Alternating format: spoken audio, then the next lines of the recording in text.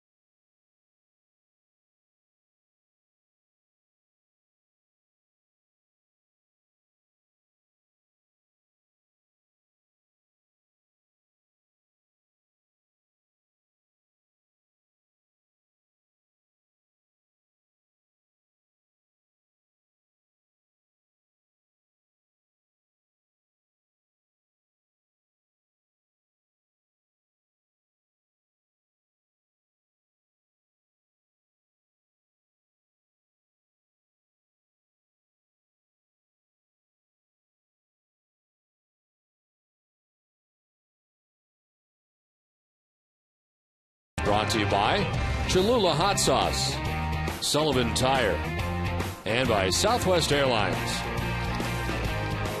A beautiful day in Boston today as we play a day-night doubleheader from Fenway Park.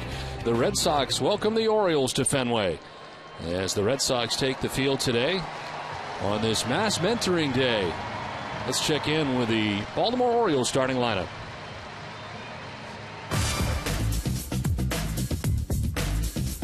Orsillo. Hi, I'm Jamie Martinez of New Bedford, Massachusetts. This is my mentor, Joe. Leading off for the Orioles, the center fielder, Mr. Matt Engel. At shortstop, Mr. J.J. Hardy. In right field, Mr. Nick Markakis. The DH, Mr. Vladimir Guerrero. The catcher, Mr. Matt Wieters. At first base, Mr. Chris Davis. The second baseman, Mr. Robert Andino. In left field, Mr. Nolan Reinold. And batting ninth, the third baseman, Mr. Josh Bell. Nice job as on the mound today for the Boston Red Sox is Kyle Weiland. The starting pitcher is brought to you by McDonald's. Weiland makes his 5th start. He's 0-2 with a 7.58 earned run average. He's logged 19 innings, has 6 strikeouts but 10 walks, and opponents hitting at .308 against Kyle Weiland. Thursday, a loss against Tampa Bay. Only lasted 3 innings in that game, giving up 3 hits and 4 runs. He's walked 2 and struck out a batter as Weiland starts game 1 of the day-night doubleheader. The Red Sox defense is brought to you by Jordan's Furniture. They are 4th now in the American League. Mike Aviles will be at third base. Marco Scudero, the shortstop. Dustin Pedroia at second. And Adrian Gonzalez, the first baseman. Left to right, Darnell McDonald, Jacoby Ellsbury, and Josh Reddick. And Jared Salto doing the catching for Weiland.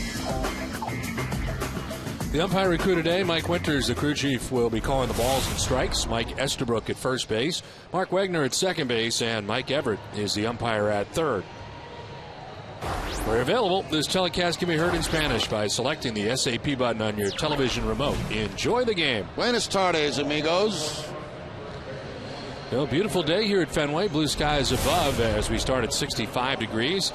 Breeze in from right field at 12 miles per hour. And mostly clear is the forecast for today and tonight.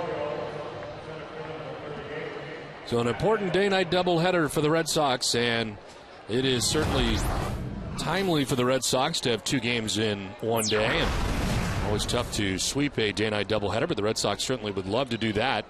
As Kyle Weiland ready to work, and the first pitch of the ball game is in there for strike one. We're underway. Matt Engel has been leading off for the Orioles.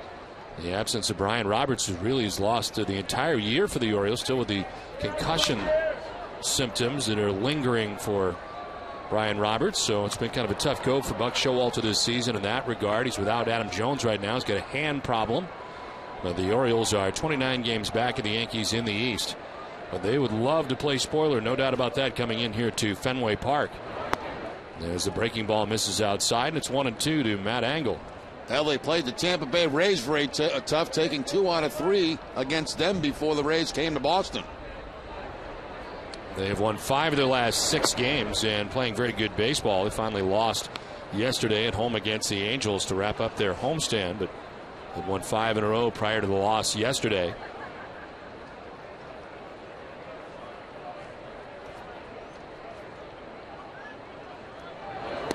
There is strike 3 and a good start for Kyle Weiland. 1 down.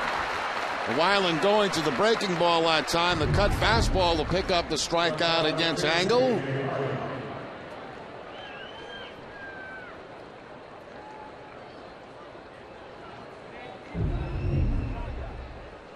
So 1 down here in the first inning. It brings up J.J. Hardy, shortstop for the O's. As Hardy takes ball 1 inside. Hardy hitting at .264 to start the day. 27 homers, 73 runs batted in. And a swing and a miss.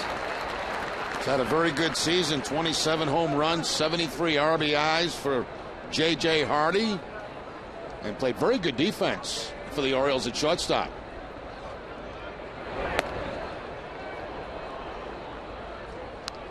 Well, the temperature gauge, who's hot, who's not. Vladimir Guerrero is hot at 95 degrees. Matt Wieters, J.J. Hardy, and who's not, Josh Bell, the third baseman for the Orioles, and Nick Markakis, Matt Engel.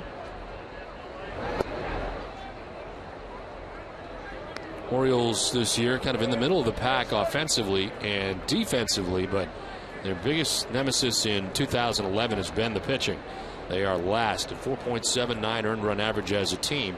That is the highest earned run average in the majors. Here's a fly ball down the left field line towards the pole, but a foul ball.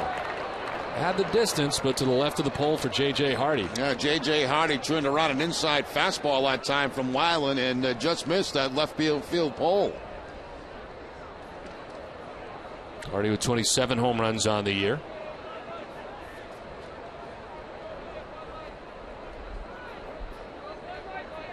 Red Sox losing 2 in a row, and they dropped 3 out of 4 from the Rays in the series. A chopper foul outside of third.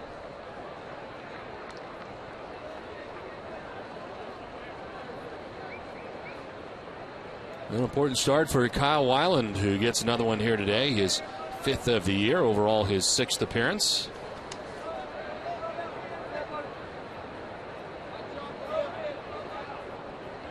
Second consecutive start he made against the Orioles. This is his 3rd start now against Baltimore. This is popped up, sending the shortstop Scudero out.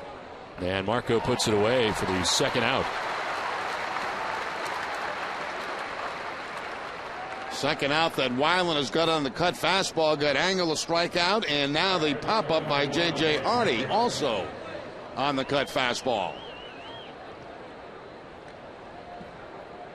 So 2 down here in the first inning. It brings up Nick Markakis, 278, 15 homers and 68 runs batted in for Nick. That's in there for strike 1. And Weiland starting against the Orioles back on the 10th of July, then the 19th of July. First 2 major league starts. First one 4 innings, giving up 6 runs. Second one lasted 6 innings, giving up 3 runs. Then a start at Tampa Bay, and at home against Tampa Bay, a loss. So he's faced just 2 teams in the majors in his 5th start of his major league career. Foul tipped, and it's 1-2. Very good changeup that time from Weiland. Matter of fact, back-to-back changeups to Nick Markakis. I imagine, Jerry, with every outing he has, the more comfortable he will feel. Well, you'd have to think so at the major league level. Coming up here from AAA. There's strike 3. Very good first inning for Kyle Weiland. Down in order go the Orioles. The Red Sox are coming up.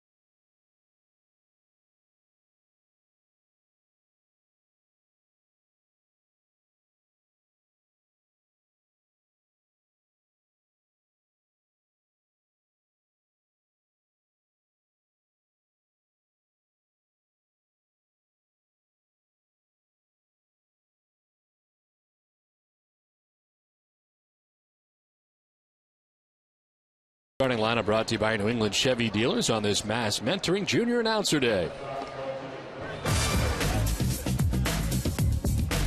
Thanks, Mr. Arcillo. Hi, I'm Kyle York of Amherst, Massachusetts, and this is my mentor, David, leading off for the Red Sox.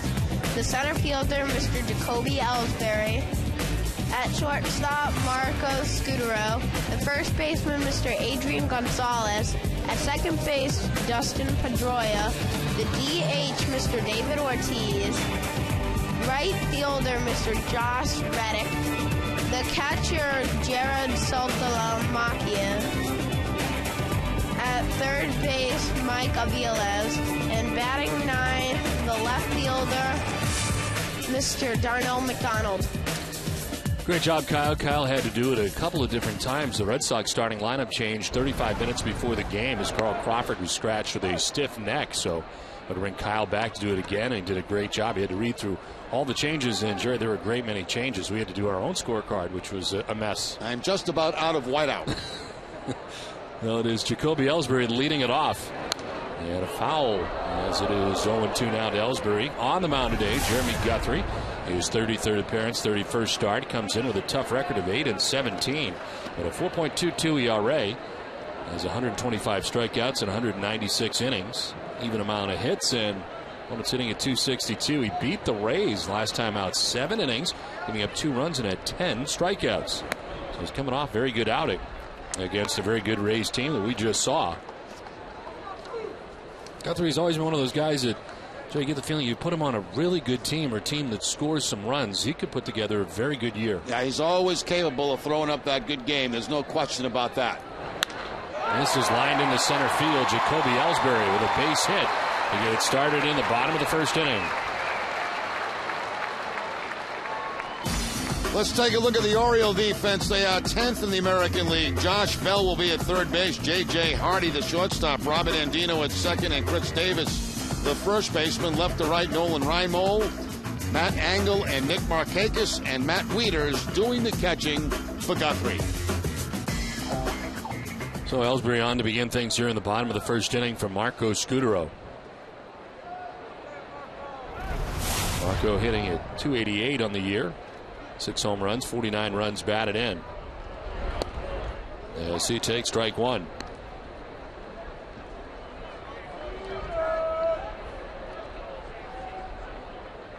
Part of the restructuring of the Red Sox lineup with Crawford out with the stiff neck. Scudero originally in this game was slated to bat 7th, but in the 2 spot now. As hits it hard to third. It's picked by Bell. Doesn't know where it is. It's behind him, and everybody's going to be safe. He picks it cleanly. He might have been able to turn a double play, but instead he gets nobody, and the Red Sox have 2 on with nobody out. That ball was a rocket by Scudero down the Bell. He just got some leather on it on the one bounce, and it just dropped out of his glove. He had no idea where it was. By the time he turns around, he's got no chance to get anybody. I would think that might go as a base hit for Marco Scudero. We'll have to see. It is a hit, and 2 on here with nobody out. For Adrian Gonzalez, a very difficult series against Tampa Bay. Not too many series that Adrian will go hitless in, as he slaps one foul off to the left out of play. He was 0 for 12 in the series against the Rays. Average down to .333. 26 homers and 111 runs batted in. Ellsbury at second, Scudero at first. Red Sox looking to get off to a fast start today. Inside, and it's 1-1. Guthrie in his career 16 career starts against the Red Sox, 2-7 with a 4.47 ERA.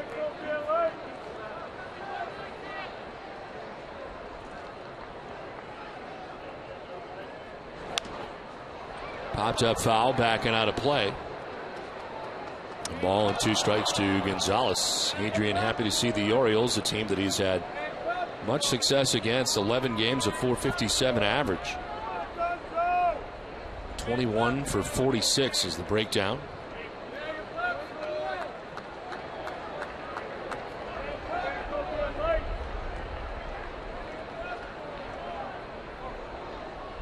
Spins off the backside as Ellsbury gets back to the bag at second. Jacoby with 37 steals on the season.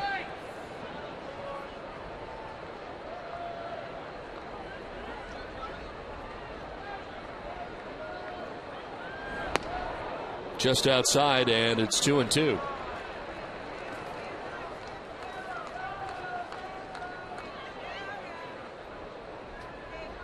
Orioles trailing in the season series. They are just 3-8 against the Red Sox this season. Orioles 3-3 at home, and they've not won here at Fenway Park. They're 0-5 so far at Fenway.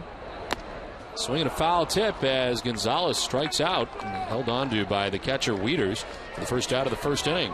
Guthrie staying away from Gonzalez. Fastball away to the outside part of the plate. The foul tip into the glove of Wieters, and Guthrie picks up his first out of the ball game. 1 out, 2 on, and here's Dustin Pedroia. 297, 20 homers, 83 runs batted in for Dustin. The original lineup, he was to bat second in his normal spot, but that's in the cleanup spot now with 1 out and 2 on.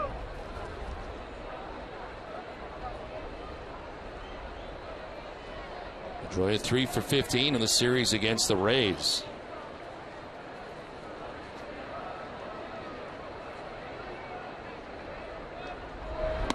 As he takes strike one over the outside corner. Dustin against Baltimore, 325, 77 career games. He has 3 home runs this year, but 10 in his career against Baltimore.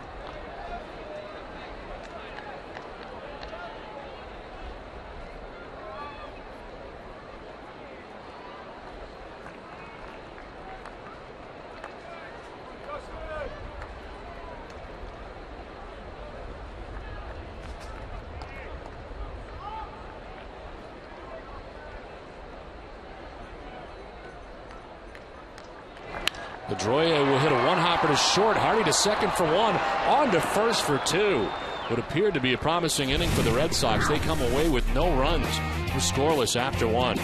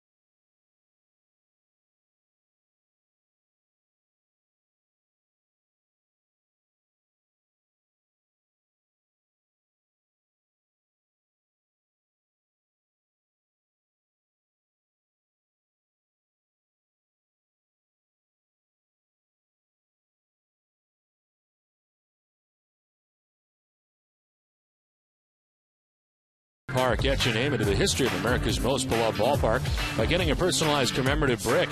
A unique message will be engraved onto a brick that will be placed inside the ballpark, concourses Gate B or Gate C. You'll also receive a free replica of the brick with a custom case to proudly display in your home or office. Visit redsox.com/bricks to get your brick today. Well, they believe, and they're ready for Soxtober. It's right around the corner. The Red Sox hoping to be part of October, as right now the Red Sox with a 2-game lead in the wild card scenario. Scoreless as we head to the second inning, and Vladimir Guerrero takes strike one. Guerrero, the DH for the Orioles, a .293 season. 13 homers, 56 runs batted in. Chops one to Scudero at shortstop. Kind of changed direction on him. He was on the run and in time. Mentioned Guerrero had been hot on a 6-game hitting streak right now. They lay average up to .293 on the season. With the ground ball to Marco Scudero for the first out here in the second inning. One out in the second. Matt Wieters coming up. It's a .261, 20 homers. They had 63 runs batted in.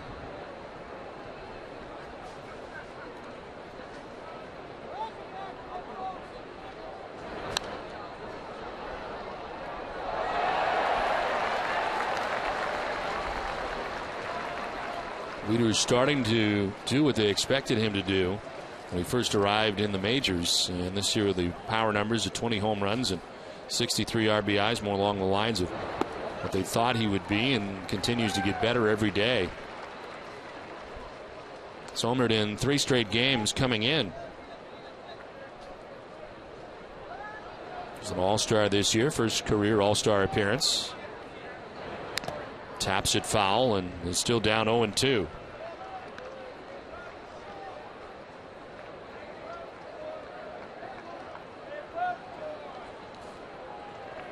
Chris Davis waits on deck, the former Texas Ranger.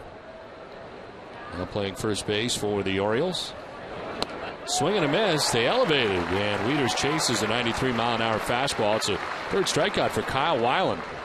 And that's the most he's had in a game since starting for the Red Sox. His previous high had been 2, already 3 in this ball game with the elevated fastball right there to Wieters. 2 down, 5 in a row retired by Weiland, who retired 6 in a row in his last start. To begin the game, here's Chris Davis.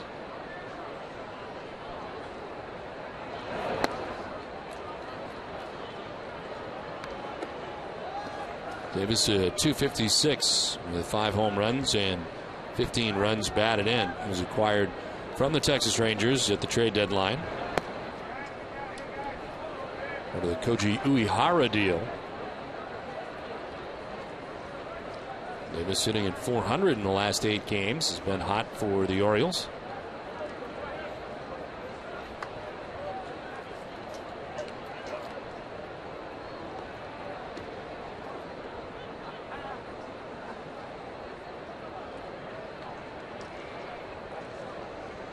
.2-0 from Weiland. That's in there for a strike. 2-1.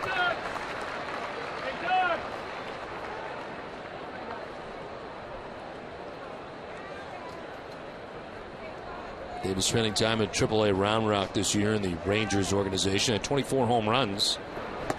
And swing and a miss, 2-2. Always had that power possibility when he was with Texas. Had a strikeouts when he was with Texas.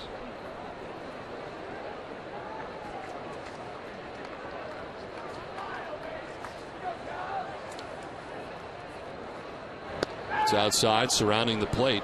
The Red Sox need Kyle Weiland to go deep into the game, pitch well first and foremost, but to go deep and not have to worry about the bullpen in game 1. You got about 3 games in a 24-hour period with the 2 today and then tomorrow night. Davis will ground it foul. And of course, Bedard pitching in the ball game tomorrow night for the Red Sox. I doubt that you would see him make 100 pitches in that ball game after being off for an extended period of time. They're not really sure what they're going to get from what it sounds like. Right. We'll find out tomorrow in game 3 of the series. 3-2 is a swing and a foul tip into the catcher's mitt. 4 strikeouts for Kyle Weiland. Another 1-2-3 inning. We're scoreless from the Fens.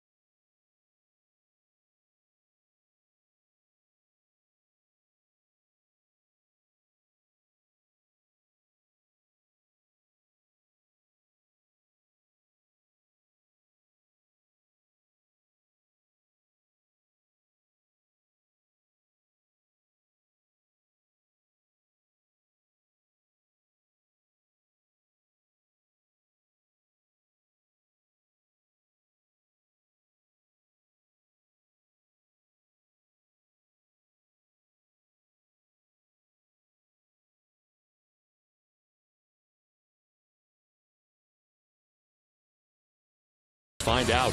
Visit Nesson.com/Nissan to vote for Boston's greatest sports moment, presented by your New England Nissan dealers.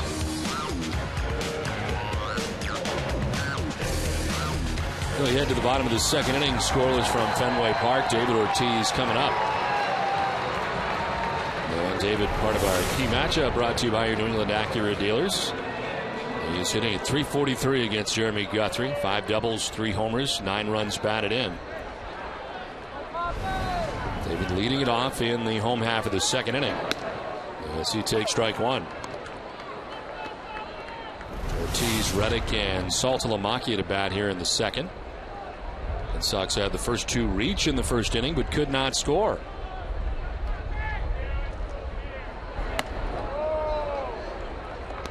Adrian Gonzalez struck out, and then Jeremy Guthrie was able to get Dustin Pedroia to bounce into the 6-4-3 double play that ended the first inning.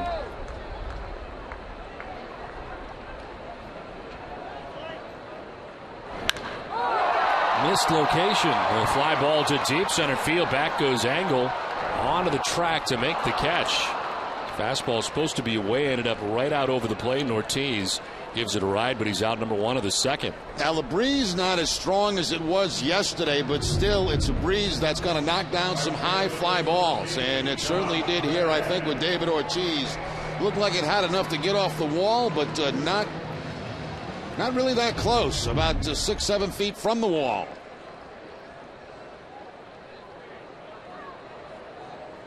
One out in the bottom of the second inning, and Josh Reddick takes ball 1. Reddick at .289, 7 homers, 28 runs batted in. 1 for 8 in the series against the Rays as he takes strike 1.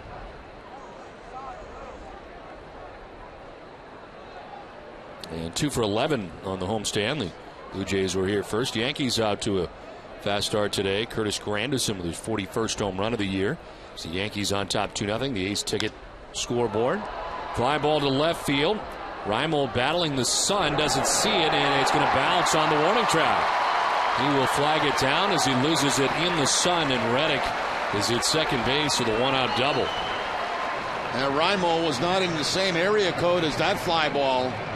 Just looked up, he had no idea where that ball was, and it's going to fall well to his right. By the time he picks it up, it is way too late. Bounces to his right, and Reddick at second base with the double. That has to be a helpless feeling for Nolan Reimold, as it is a double for Reddick. Safe at second, safe and secure, New York Life. 1 out Reddick at second base, and Jared Saltalamacchia the batter.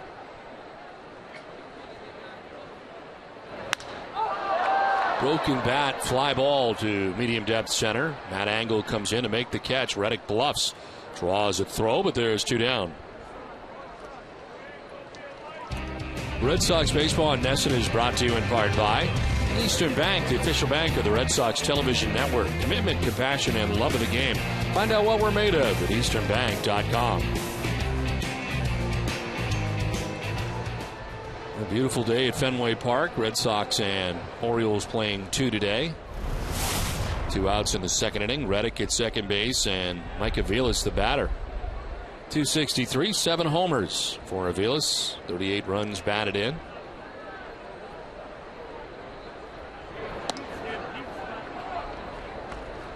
Aviles had a very good series against the Tampa Bay Rays. He was 6 for 13 in the series. Had 2 doubles, 2 homers, and 5 runs batted in. Had a chance to play on a more regular basis in the absence of Kevin Youkilis, and seems to have found his timing at the plate.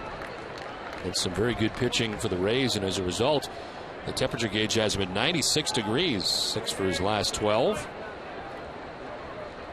Baseball Info Solutions and Bill James providing us the temperature gauge. Chop to third base. Josh Bell, a couple of steps and a low throw, but it is dug out by Chris Davis to end the inning. Done with 2 from Fenway, no score.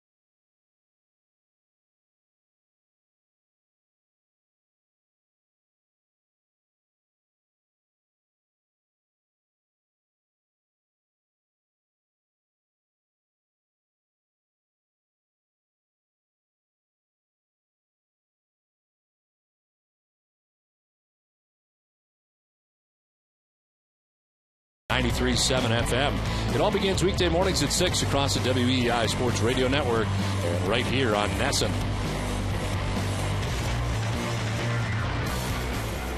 Looks like Haverhill, Massachusetts is represented. Is taking a great shot. Well, Kyle Weiland's had quite a start to today. He's retired the first 6, 4 by way of the K. And it is Robert Andino, Nolan Reimold, and Josh Bell to bat here in the 3rd inning. Andino takes strike 1. Came over from the Florida Marlins. It's at 265, 3 homers, 27 runs batted in. He has been the replacement for Brian Roberts, who continues to battle the concussion symptoms. And again, he's been pretty much lost for the entire year.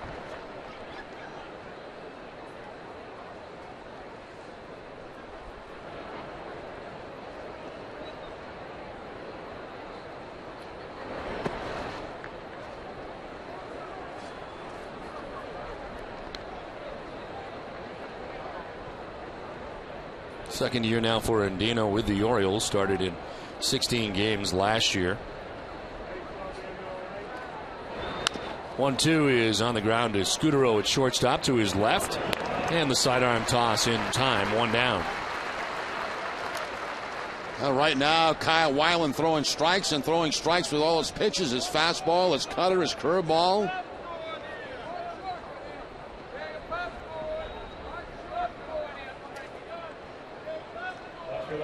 One out for Nolan Reimold.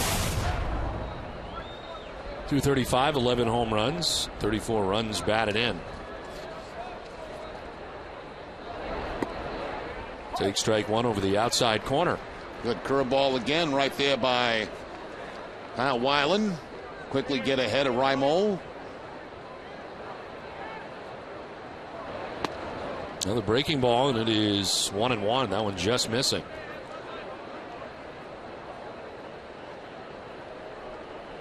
Dealing with Nolan Reimold, called up from AAA Norfolk on May 20th. Started the year with the Tides. It's a fly ball to short left. McDonald battling the sun, can't make the catch. And stopping at first is Reimold, and another left fielder having problems with the sun. We saw it last inning for Reimold. This time he gets on because of it and gets a base hit because McDonald can't catch his fly ball. Now he has no idea, right there trying to block the sun with his glove. He's got the sunglasses down and just can't see it. So that goes as a base hit for Reimold. This was Reimold last inning. He was a long way away from where the ball ended up. We always talked on about right field being the sun field here at Fenway. Right now, at this moment, it's left field.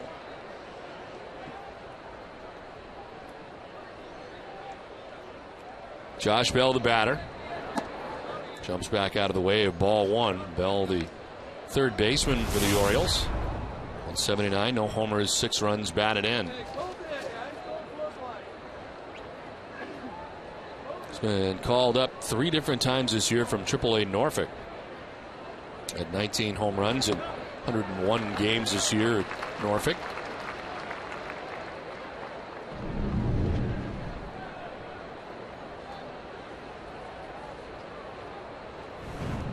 Tides now with the Orioles. A lot of years they were the Mets AAA affiliate. Beautiful stadium right on the water in Norfolk, Virginia. 1-1 is headed towards left center field, and McDonald can't catch that. Clanks off his glove. This time he saw it, he just didn't catch it.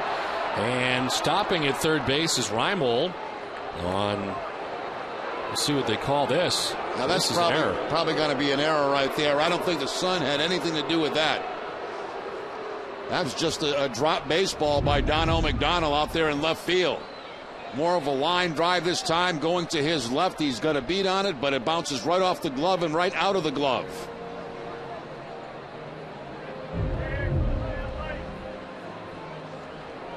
A tough inning for Darnell. First the Sun, now the error. And it's second and third with 1 out. Matt Angle, leadoff hitter in the order coming up here. Struck out to lead off the first inning. So to no fault of Kyle Weiland's, all of a sudden he is in a jam.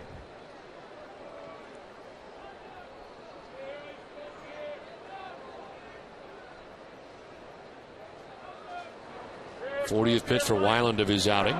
And it's down and in. Saltalamacchia with a very good play to the backhand. Yeah, that was the hard curveball, and it took some very quick actions by Saltalamacchia behind the plate to keep that from going to the backstop.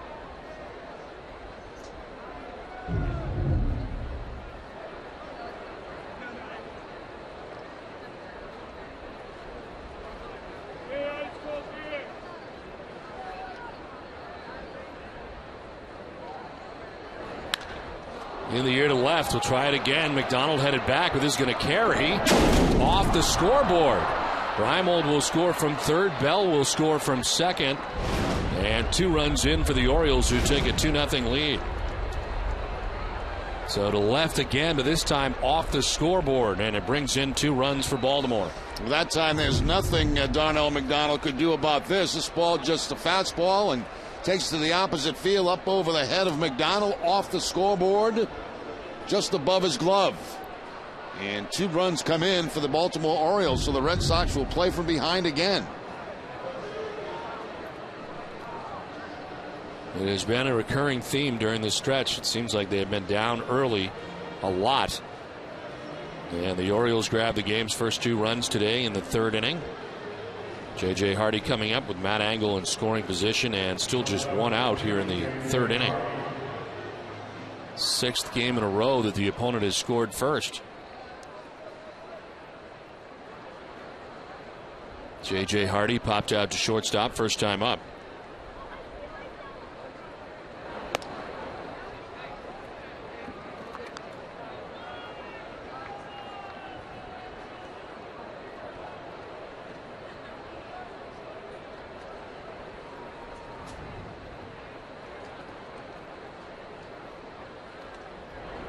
No tap foul. Well, Kyle Weiland retired the first 7 in a row before the drop ball in left field by McDonald, losing it in the sun. And the error by McDonald and a double by Angle, and quickly the Orioles are on top here 2-0 in the third inning. So 1-1 to J.J. Hardy. Check swing grounder right side as Pedroia throws him out. Taking third is Angle with 2 down. Moves the runner over if nothing else. For every Red Sox game that goes into extra innings or the Red Sox get a save, CVS Pharmacy will donate $500 to Children's Hospital Boston. CVS Pharmacy, the official pharmacy of the Boston Red Sox. 2 down for Nick Markakis. 278 season for Markakis. He struck out looking in the first inning, 0 for 1.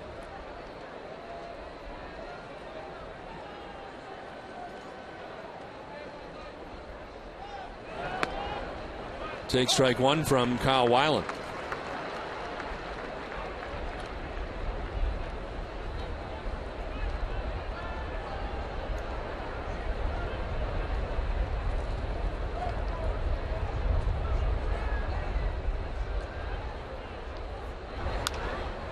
There's a pop-up foul back out of play.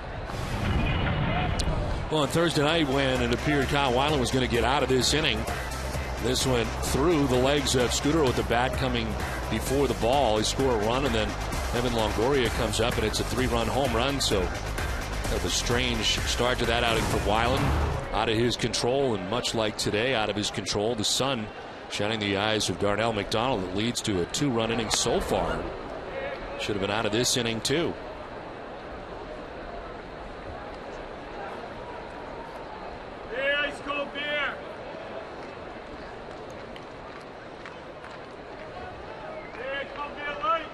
Angle at third base, 2 down in the inning. A 1-2. And he gets hit off his leg, dead ball. So Angle's got to go back to third base. Markakis will head to first, hit batsman. Tries to snap off that curveball, and the curveball gets Markakis right off the foot, it looked like.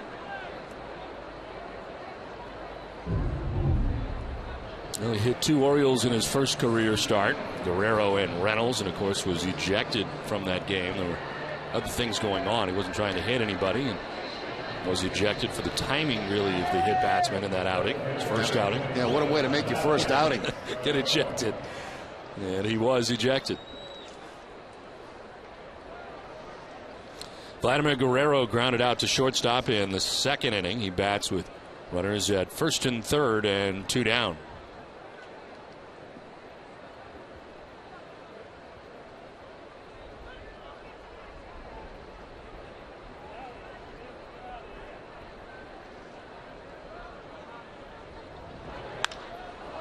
To center field, Ellsbury on the run will get there to make the catch.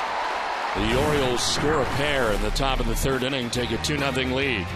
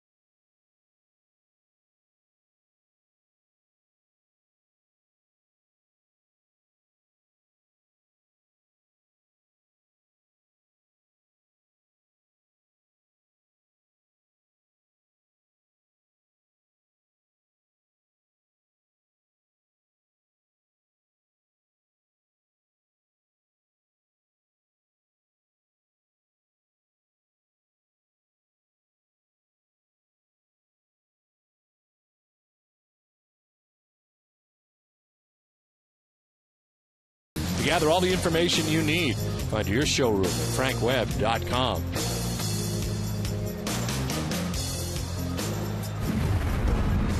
Last half of the third inning back at Fenway Park, 2-0. Orioles on top of the Red Sox. Darnell McDonald, Jacoby Ellsbury, and Marco Scutaro coming up here in the bottom of the third inning.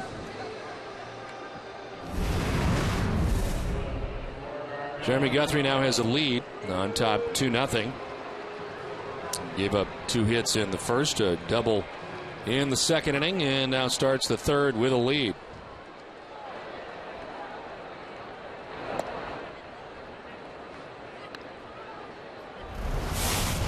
Darnell starting the day at .214. 5 home runs, 23 runs batted in. High fly ball to deep left field, trying to atone for some of the miscues, and he does. A home run into the monster seats for Darnell McDonald. Red Sox on the board.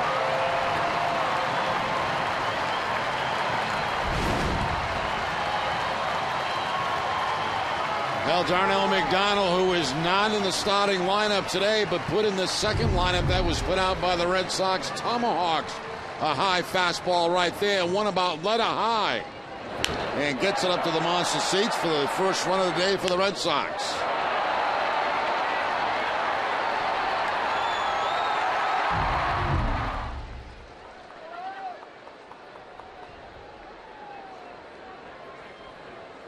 Now Jacoby Ellsbury with nobody out as he takes ball 1 outside. Hess and Hess Express are proud sponsors of the Red Sox and the Red Sox on Nesson during the 2011 Red Sox season. Hess and Hess Express will donate $500 to Children's Hospital Boston. Fly ball to center, and there is Angle to make the catch for the first out here, the third inning. Send it down to Heidi. Don, the Red Sox have been dealing with a rash of injuries, but I do have some good news on a couple of players. Terry Francona said Jed Lowry will play the second game of today's doubleheader. Lowry hasn't played since Tuesday after having a cortisone injection into his shoulder. Also, Clay Buchholz will throw simulated games on Tuesday and Thursday of this week. Buchholz threw a full bullpen session on Saturday. He said he threw about 75 to 80%. He felt fine. He should be able to take it up a notch tomorrow.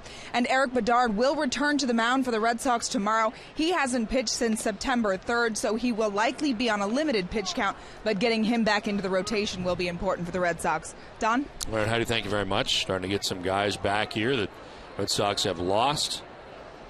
Marco Scutaro bats with 1 out, and the base is empty. Lines one into center field, a base hit. Second time he has hit the ball hard, and his second hit of the day. Now 2 for 2 afternoon so far for Scutaro. This line drive right back up the middle on a Guthrie fastball. Fastball out over the plate, and Scutaro into center field for the base hit. 1 out, 1 on. Adrian Gonzalez coming up. He struck out swinging in the first inning.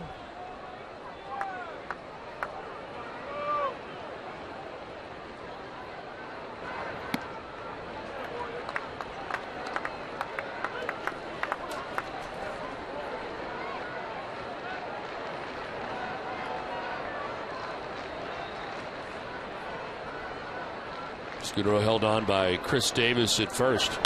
Here's a ground ball towards second base. Andino to second for 1, on to first for 2. And the struggles continue for Adrian Gonzalez. But Darnell McDonald with a solo home run has the Red Sox on the board. It's 2-1 Baltimore at the end of 3.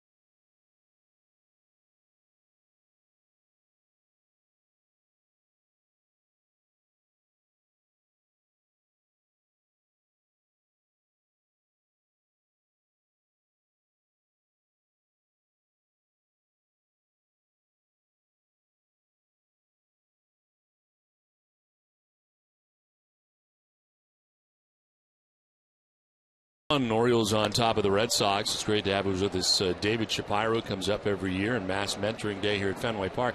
I'm shocked to find out this is the 7th annual. That's unbelievable. Time flies. We're getting old. Wow, it's gone by very quickly. I remember one of the first ones we did up here at the booth, but it's great to see you here. What's going on here today? Well, we've got 750 mentors and mentees. They're here from 50 different mentoring programs across the Commonwealth, and they're celebrating the kind of life experience that mentors and mentees get to enjoy together. It's a program that seems to be growing leaps and bounds every year. I think like anything, you mentioned it's the 7th year. If you stick with something, just like if you stick with a kid in a mentoring relationship, it grows and builds on itself. And so this partnership with the Red Sox has led to, almost 1,600 more people mentoring, and it just builds on itself. So it's been great. And how do you get involved? You can go to redsox.com/mentors and get involved in something called the Red Sox Mentoring Challenge, which allows you to step up and sign up and learn about becoming a mentor. Then they'll find a mentoring program that's near you, one that matches your interests, the age of a child you might like to mentor, and go through the process of getting matched. I think most people probably feel like their daily lives are pretty busy. I mean, how much time does someone who is going to mentor really have to devote? Is there a limit on it or a minimum that they need to? There is a program. I think the thing that people worry about the most is that it's sort of going to be no limits, sort of this unending relationship. And a really good mentoring program will set the boundaries of the relationship. That could be an hour a week, could be finding 4 hours a month with your mentee and his or her family. But there are a lot of different programs and models, and they usually manage your time pretty well. I mean, I have a 3- and a 6-year-old, and I mentor a 12-year-old young man that's in the back of the booth. And, you find the time. You find the time for the things you care about. Well, Matt Wieters on here to begin the inning as Chris Davis bats and grounds one by the mound towards Pedroia. They go to second. They get the lead runner, and that's all, as Chris Davis will reach at first base. Visiting with David Shapiro and Bill Russell, also a big part of this as well. He's been a real catalyst for our partnership here. And back in May, when we were going to have this night, we had an event in the morning. And in addition to raising some money and having Tito there to auction off, and we raised $250,000 that day, Bill was honored with a Lifetime Achievement Award. And it was also when the statue was announced, as well as a Living Legacy Mentoring Grants program in his name, where we'll raise money and give money to create more mentoring programs and better mentoring programs in the city. The Mass Mentoring Network services more than 23,000 kids, 180 programs in the state, and as we said, it seems to be growing more and more, and it's amazing. It is. You've got an incredible mentoring community here. You've got from Big Brothers, Big Sisters to a mentoring partnership between a corporation and a school to a church or mosque or synagogue basement. You've got all sorts of mentoring programs and models, and mentoring is alive and well in the state of Massachusetts, and we're looking to grow that 23,000 number to 46,000 by 2013 to double the number of kids. And what are the kids doing today at Fenway? Yeah, today, because of you all, they read the starting lineups, and with the Red Sox, they got an experience to throw out the first pitch. There was a contest, and 3 matches were chosen. Matches from Lawrence High School sang the national anthem. They did sort of everything imaginable, which just continues to show the partnership with the Red Sox, and they're just enjoying the game. And so many of them, this is the first time to the park, first time to Boston. So it's a great opportunity. I imagine school was a bit of an issue today for some, maybe not. School was an issue. Yeah, school was an issue, and we left that up to each mentor and each guardian to make that decision as to whether this life experience might be worthy of missing school. This is a learning experience. Yes. Yeah, it is. It is. No, much better weather today than the last time you were here, and certainly a tough day last time and had to be made up today. These are the kids who are singing the national anthem today. How long do they have to get ready for that?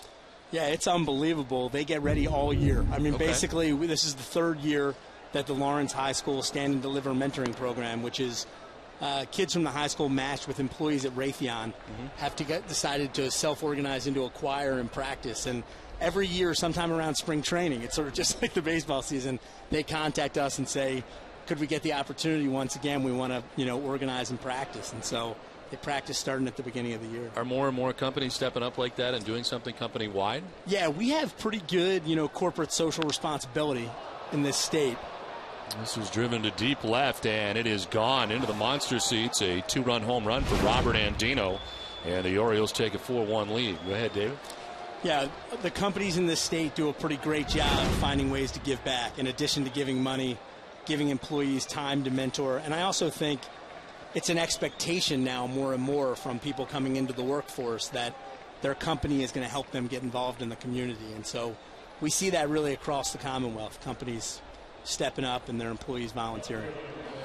Have you stayed in touch with a lot of the kids that have moved on from the mentoring program that are now adults? And it's been 7 years. Yeah, we hear, I mean, every day we hear stories from the mentoring programs around the state of kids that are doing amazing things and kids that really had very little adult support growing up other than a mentor, a volunteer mentor who was in their life. You hear about kids who are now in the weddings of their mentors.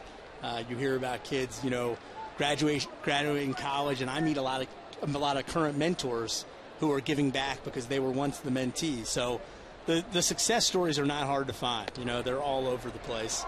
And it's also, it's not magic. It's what we know about humankind, which is that when people stand by each other, when adults support kids, you know, good things happen. It's just a lot of kids don't naturally have that right away. Well, of course, your brother Mark Shapiro had a pretty good run this year with the Cleveland Indians until recently, but pretty surprising this season. It was an amazing 3 or 4 months, and the way they won, you know, was so exceptional with walk-off so many times. But yeah, it was fun. You know, the Tribe, unlike Red Sox fans, Tribe fans don't go into the year expecting to be relevant in August, even in September. So. Here's a high fly ball to deep left field. Darnell McDonald is back looking up, and that ball is gone. Off the back of the monster seats. Back-to-back home runs for the Orioles. Nolan Reimold hits his 12th of the year, and just like that, it is 5-1 for Baltimore. Some long home runs here for the Orioles in the inning, as Reimold picks up his second hit. David Shapiro, great to see you. Thanks so much. Thanks for everything you do, too, for the mentoring program. Appreciate you having us on and letting us talk about it. Good luck to everything. Thanks so much. We'll see you next season, no doubt about it, as out comes Kurt Young to talk to Kyle Weiland. As Terry Francona jumps on the phone, and they're going to have action instantly here. This has happened very quickly to Kyle Weiland. We've seen this kind of pattern, Jerry, where he starts the game so well first time through, but it seems like second time through a much different result. Excellent stuff his first time through. We mentioned the great cut of the curveball, and all of a sudden you've got back-to-back home runs. A ball that stays up and in right there to Andino, that he hits into the monster seats for a home run, and then Reimold on a cut fastball.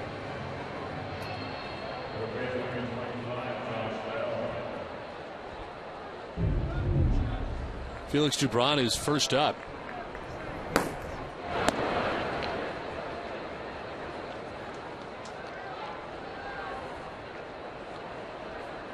Josh Bell, the batter, he reached on a error committed by Darnell McDonald last inning. Now he pops it up foul as Saltalamacchi and foul ground comes back, but he won't have a play.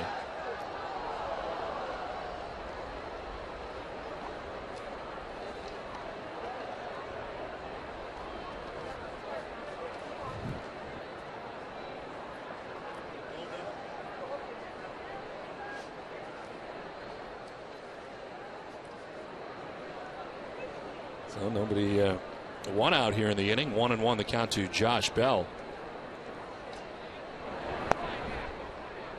Ball 2-1.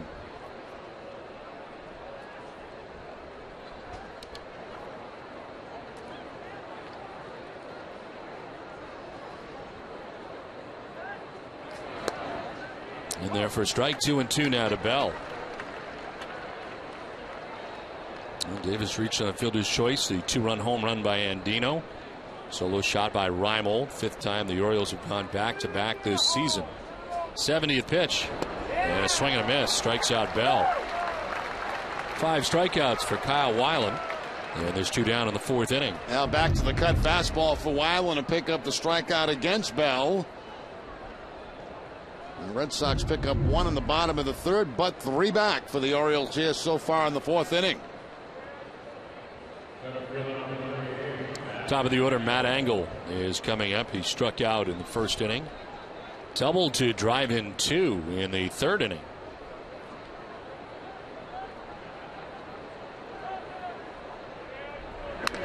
Lined and caught at first base. Wow, good ups there from Adrian Gonzalez. A 3-run inning for the Orioles, who take a 5-1 lead.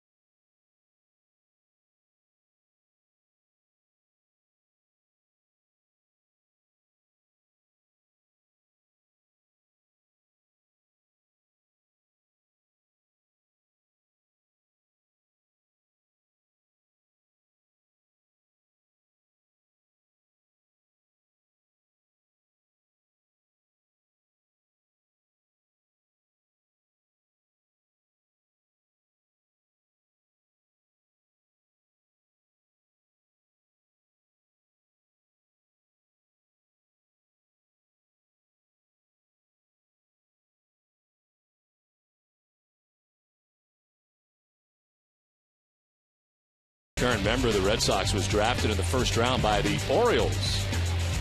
He, if I get the right guy, has had an interesting day so far. As we head to the bottom of the fourth inning, Dustin Pedroia, along with David Ortiz, Josh Reddick. Red Sox having to come from behind today as they trail by 4 runs now. The Orioles getting 2 in the third, 3 in the fourth inning. Dustin grounded into a 6-4-3 double play in the first as he takes strike 1 from Guthrie.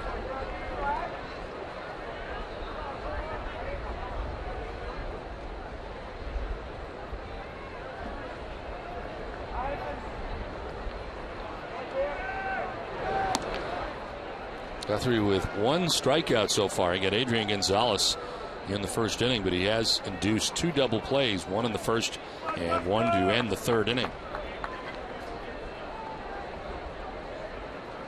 The 1-1 pitch.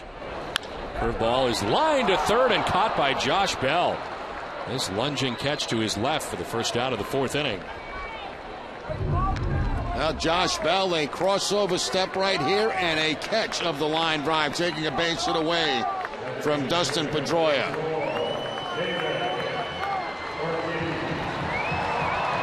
Now Gonzalez making a nice play to end the bottom of the fourth inning, the top of the fourth, excuse me, was as he leaps and takes a base hit away. A couple of nice defensive plays, the last couple of plays in this game. David Ortiz takes strike 1. Flied out to the warning track in center field.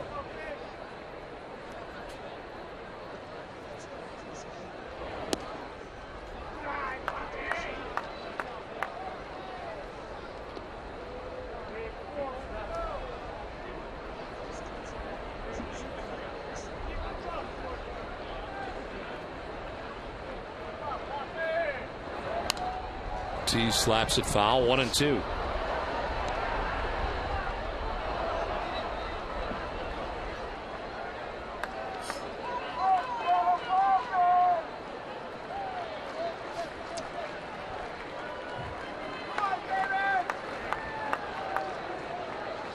Orioles in the shift on Ortiz, who grounds one through the shift and into right field.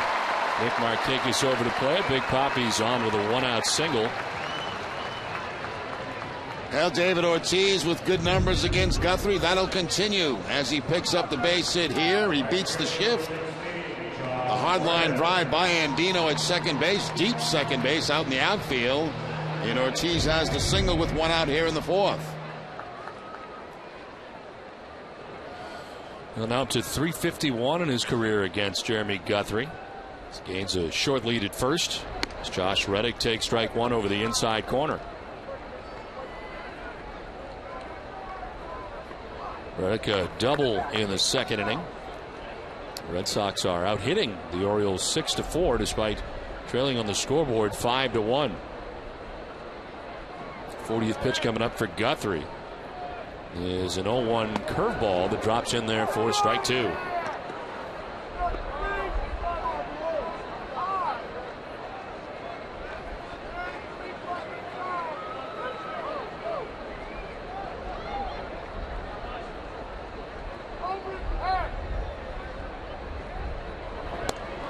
Up top for ball 1, 1-2. Red Sox have had at least 1 base runner in every inning as they've got here in the fourth. Runner first, 1 out. Jared Saltalamacchia waiting on deck. The 1-2 pitch. Down and in, and it's 2-2. Tried to go to that blind spot for a left-handed hitter that slided down and in and off the plate, but that time Reddick not biting.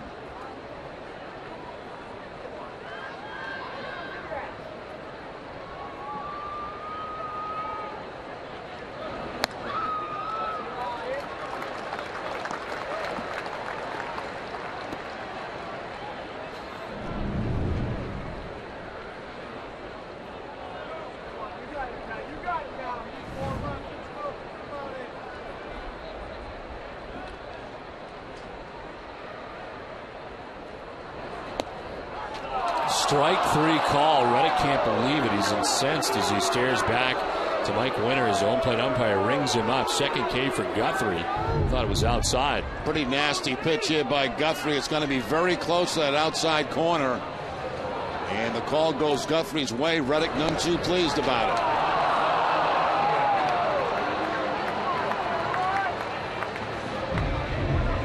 it. So 2 down. Ortiz at first base and Jared Saltalamacchia coming up. Flied out to center field in the second inning. He's 0 for 1.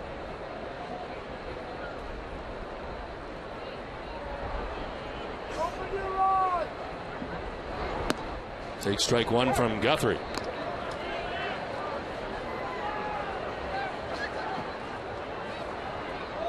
Saltalamacchia had a very difficult series against Tampa Bay. Was not alone in that category, but he was 0 for 12 in the series. And just 2 for 18 now on the homestand as that just misses. And it is 1-1.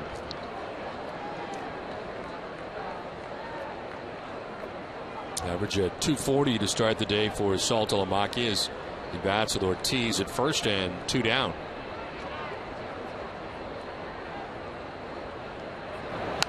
Sprayed foul.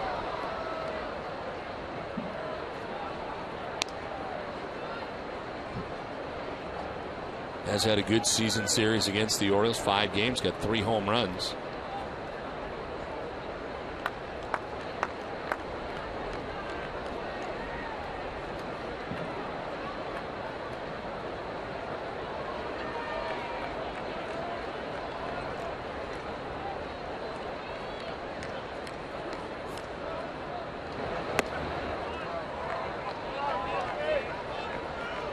Jeremy Guthrie is 32 years of age now. Broke into the big leagues with the Indians in 2004, 3 seasons in Cleveland, now in his 5th season in Baltimore. Originally a first-round pick by the Indians. Fly ball struck well to center field. Back goes Matt Angle onto the track. Leaps and can't make the catch. Off him and the wall. Ortiz trying to score from first base. He will as Saltalamacchia goes diving into third with a triple. The Red Sox pick up their second run of the day.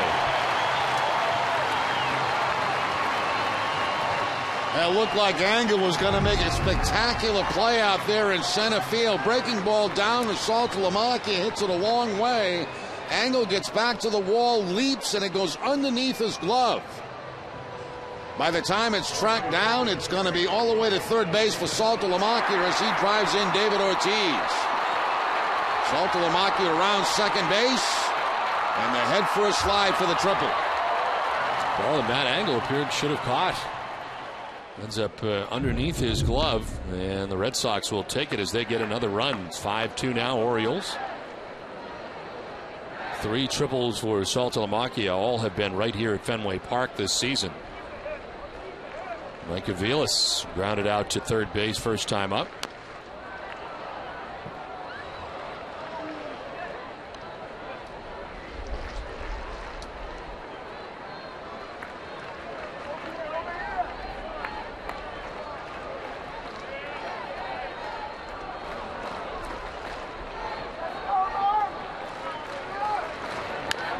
Chopped to short. Hardy backs up, plays the hop. The throw is in time to get Mike Aviles in to end the inning. The Red Sox get their second run of the day. 5-2 Orioles on top at the end of 4.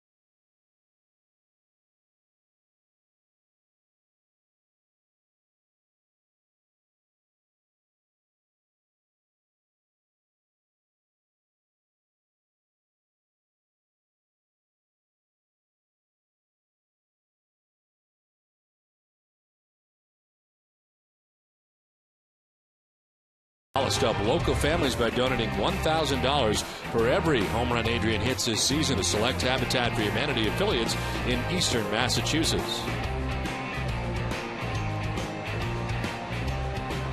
Fifth inning from Fenway Park, the day portion of the day-night doubleheader, as the Orioles have a 5-2 lead over the Red Sox. Thanks to enjoying Fenway Park, as the Red Sox trail by 3. With the Orioles coming to bat in the fifth. J.J. Hardy, Nick Markakis, and Vladimir Guerrero featured here in the fifth inning for the O's. Kyle Weiland misses outside, ball one. Saw Felix Doubront warming in the pen last inning, but Weiland back out there to start the fifth. Hardy drives one to deep left center field, back towards the monster seats, and gone. Another home run, third home run of the day for the Orioles. For J.J. Hardy, his 28th home run of the year. And Baltimore takes a 6-2 lead. Now that was a high cut fastball that time from Weiland, and J.J. Hardy with kind of a line drive home run into the monster seats. That ball just laid flat inside for him, and he jumps all over it for the home run. So 3 home runs given up by Weiland on the afternoon.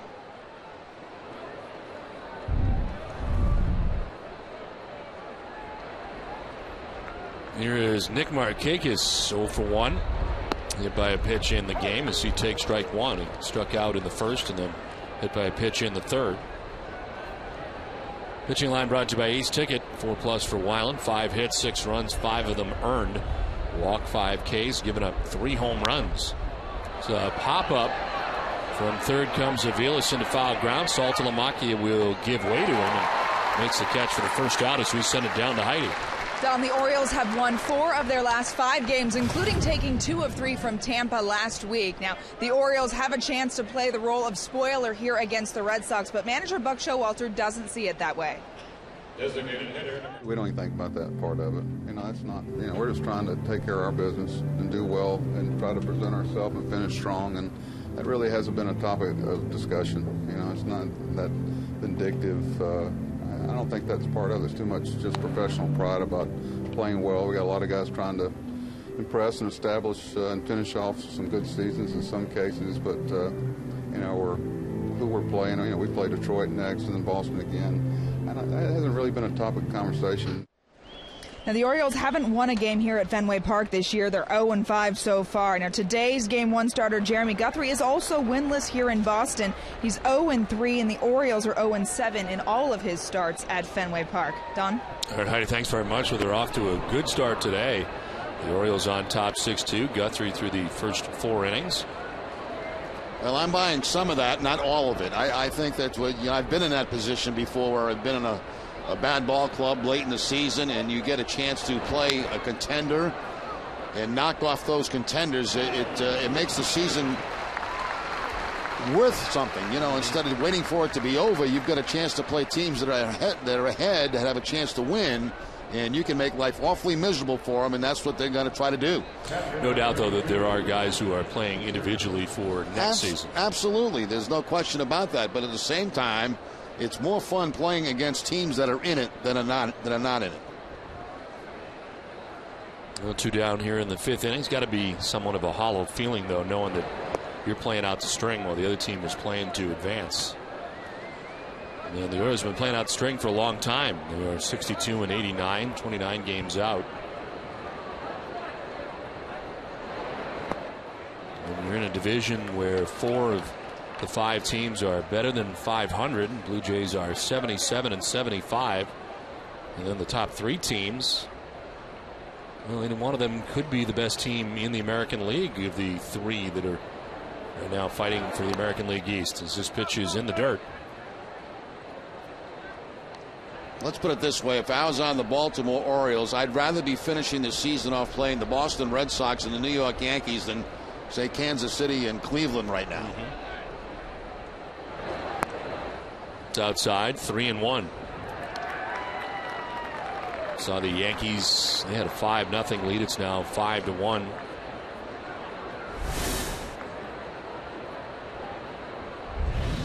Chris Davis waiting on deck, 2 down in the inning.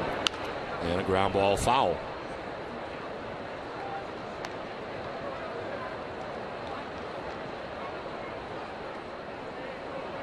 Matt Wieters has struck out swinging and walked.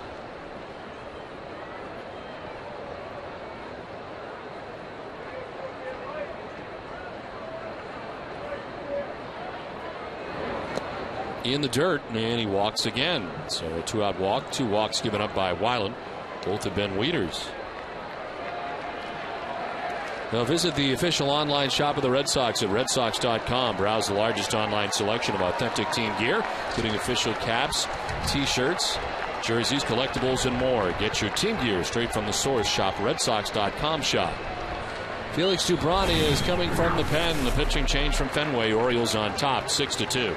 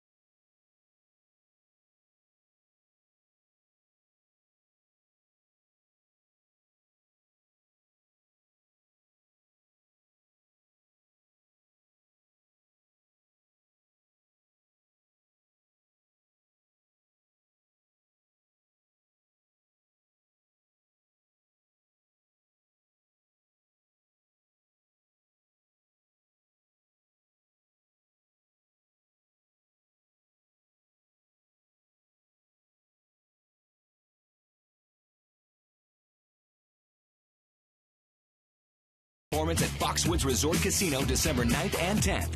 Visit foxwoods.com for tickets. Foxwoods is the official resort casino of the Boston Red Sox.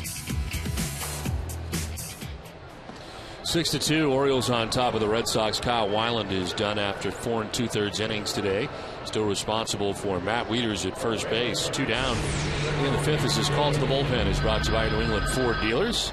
Felix Dubron first out of the pen today for the Red Sox. Not seen Dubron since we were in Tampa Bay back on September 11th when he went an inning giving up 2 hits and a run. His 9th appearance of the year. 8.59 earned run average. No record. 7 1/3. More walks than Ks, and opponents sitting at 357 against him. Comes in with Matt Wieters at first and 2 down. A run in thanks to the home run by J.J. Hardy to start the inning. And here is Chris Davis. A swing and a miss for strike 1. Well, Davis struck out swinging in the 2nd inning, but homered in the 4th inning. His 6th home run of the year.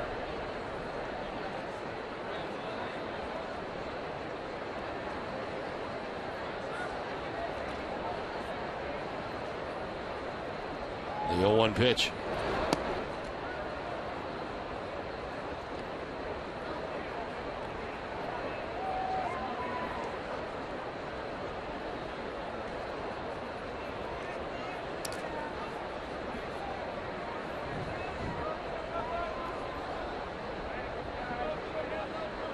A 1-1 to Chris Davis.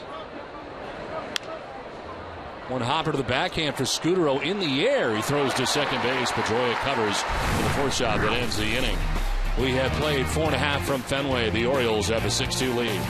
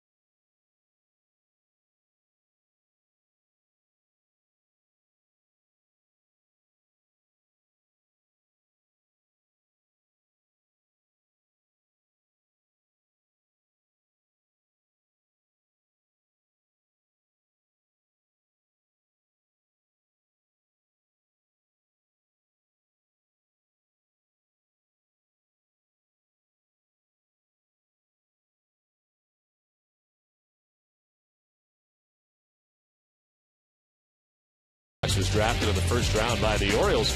Answer is Darnell McDonald.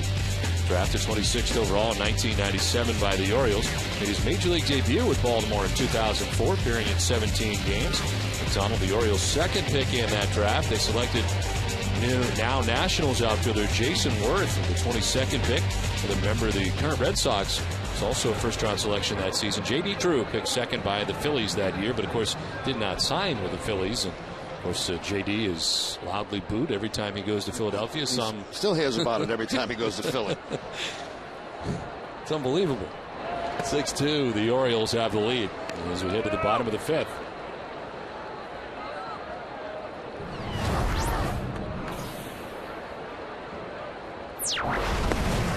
Breaking ball in there for strike one to Darnell McDonald. 1-1 the count.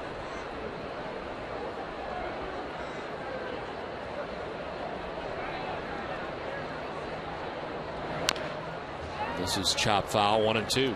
The Amica Pit Zone is brought to you by Amica Insurance. Amica Insurance, it's not just how you're covered, it's how you're treated. And it was Darnell McDonald's home run back in the third inning on a fastball that was up about letter high. McDonald's 6th home run of the season.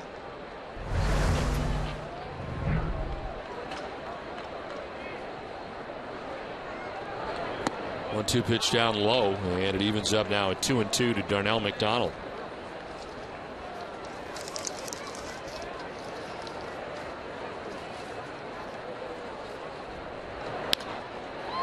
Sharply hit to short, but J.J. Hardy is there to throw out Darnell McDonald for the first out of the 5th inning.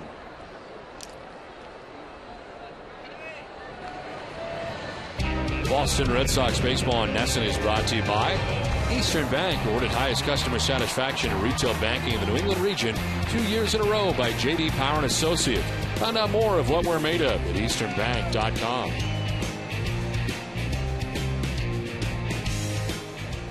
One out in the 5th inning. Jacoby Ellsbury is 1 for 2. Singled in the first, flied out to center field in the third. And takes ball one inside.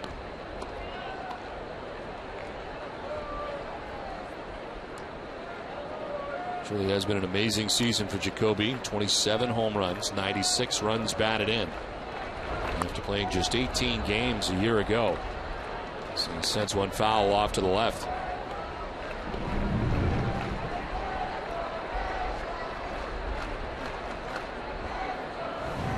Most home runs he had in any season was 9 back in 2008. Most RBIs he had in any season was 60, and that was in 09. Going past both the home run total and RBI total a long time ago. Speaking of first-round picks, the Red Sox first-round pick, 23rd overall in 2005 for Jacoby Ellsbury. Great numbers against the O's.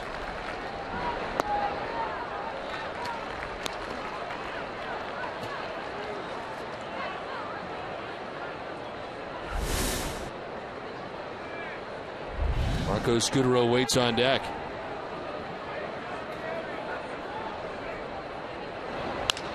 Ground ball right side at Robert Andino. And there's 2 away in the 5th inning. This copyrighted telecast is presented by authority of the Boston Red Sox. May it not be reproduced or retransmitted in any form. And the accounts and descriptions of this game may not be disseminated without the express written consent of the Boston Red Sox. 2 down in the 5th inning. Marco Scutaro is 2 for 2 in the game. He singled in the first, singled in the third. Shadows are just now to the plate.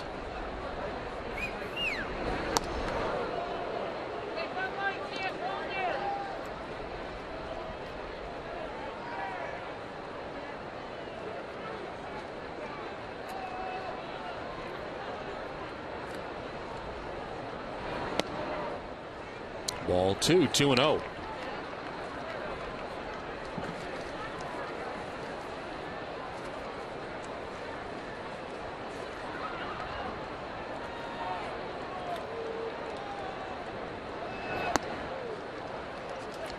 Now to Scutaro.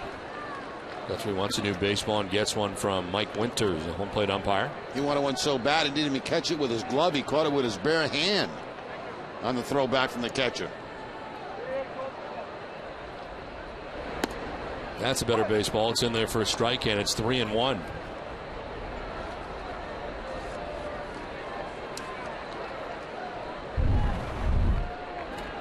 Gets the ball back from the catcher and doesn't want it anymore. Bare hands it.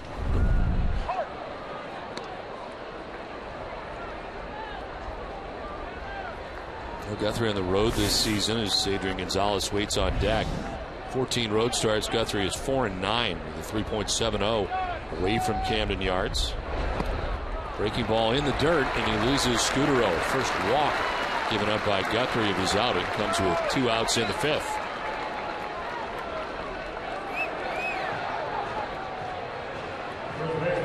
Adrian Gonzalez, the batter, 0 for 2 today. Adrian struck out swinging in the first inning and bounced into a 4-6-3 double play in the 3rd. Orioles defense has turned 2 double plays in the game.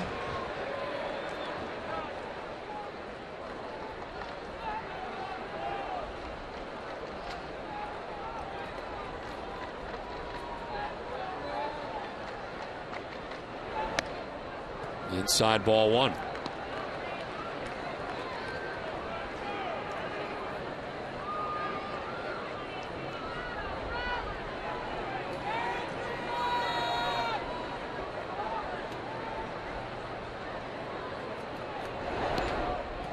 Knocked down by Wieters. No advance at first base for Marco Scudero. And second straight batter now. Guthrie's been behind. He's behind here 2-0. One of the few changeups that Guthrie had thrown this afternoon. That one bouncing in the dirt. Nice save by Wieters.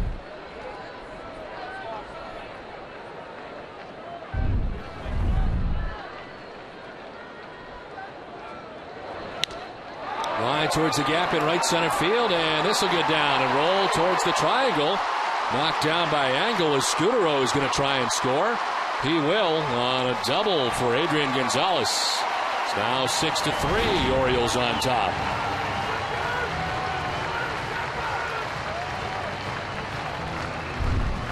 After falling by Gonzalez, behind Gonzalez, I should say, he gets that fastball down in the zone and finds room to the left of Angle in center field. Ball dropping out of his glove, but the run was going to score anyway. There should be a double and RBI for Gonzalez. It is a double and an RBI, safe at second, safe and secure. New York Life. So Gonzalez at second base. Red Sox trying to get something done here with 2 outs. They have 1 run in. As Pedroia takes strike 1. Dustin bounced into a 6-4-3 double play in the first inning. Lined out sharply to Josh Bell at third base. Made a nice catch in the 4th inning.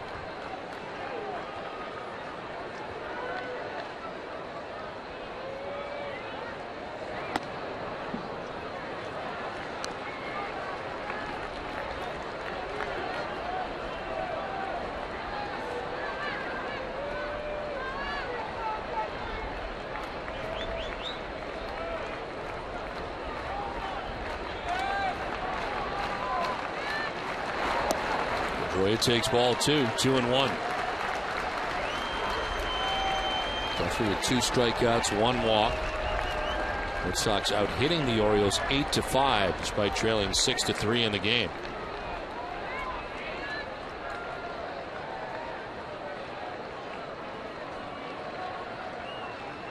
'75th pitch is driven to deep center field. Matt Angle going back.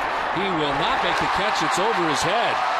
Gonzalez will score. Pedroia is thinking 3 as he heads to third base, and he'll get there. It's now a 2-run game, 6-4. Red Sox with 2 outs, scoring 2 runs so far.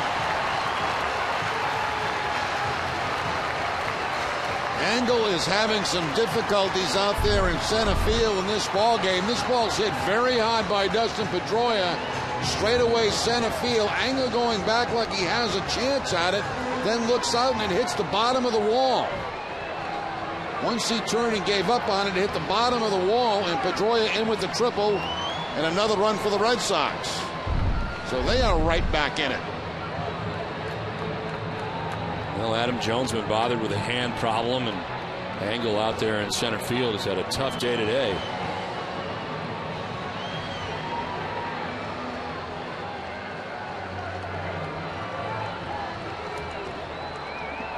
Third triple of the year for Dustin Pedroia. Dustin picks up his 84th RBI of the season, and it's a 2-run game. Big Papi, the tying run, standing at the plate. David is flied out to the warning track in center and single to right. He'll line this down the right field line towards the pole, and it is a foul ball. Indication by the umpire. There is little to no foul ground down there, and apparently David found it. This will bring Terry Francona out to argue. You'd have to think that baseball hit the wall out there in foul territory. There's not much room at all. Well, it's fair to me. Looked fair to me, too, on that first replay.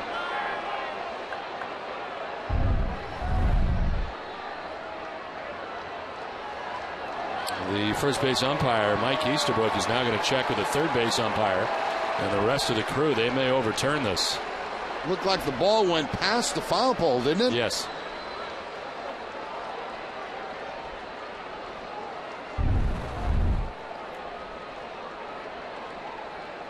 Yeah, it did. Hit the Scott sign.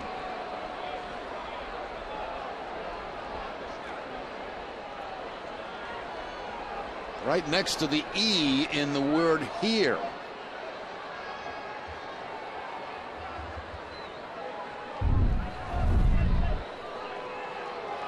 It looks like they're sticking with it. And the reaction of David Ortiz. And here's the problem, Jerry.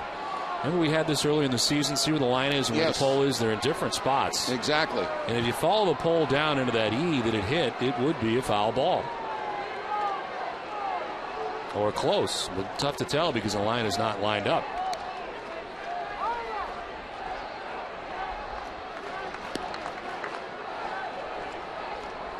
So not the answer that Terry Francona wanted after the umpires got together.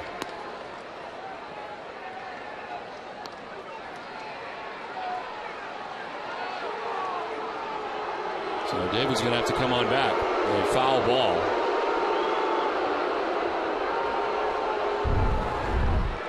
Let's take one more look at it, get a close-up look at it. Looks like it's past that yellow line and off where the E is on the here side.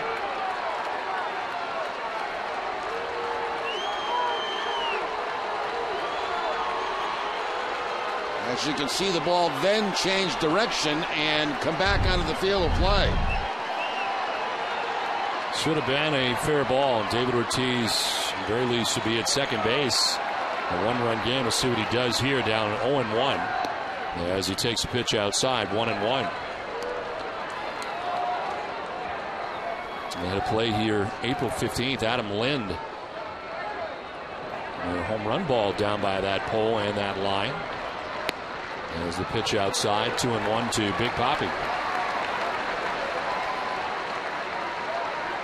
Action in the Red Sox pen. Alfredo Aceves had been warming up as he stops now. Breaking ball in there for a strike. Big Papi didn't like it. That ball didn't look like a strike. Not even close.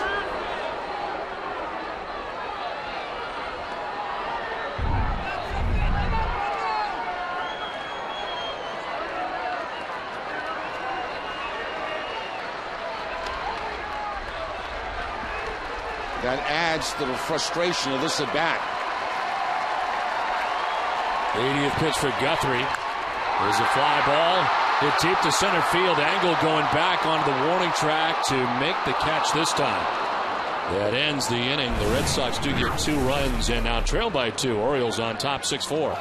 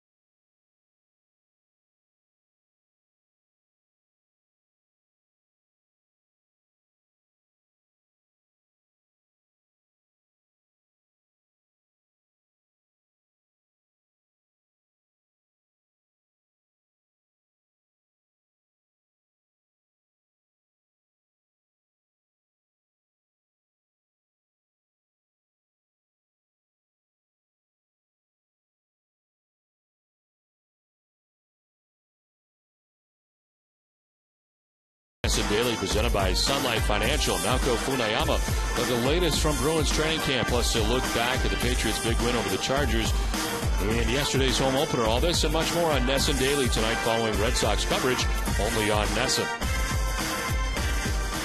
6-4, Orioles on top of the Red Sox. And David Ortiz, no doubt, frustrated with the entire experience and flying out to end last inning. And hitting the ball very well towards center field again. But this ball staying in the field of play.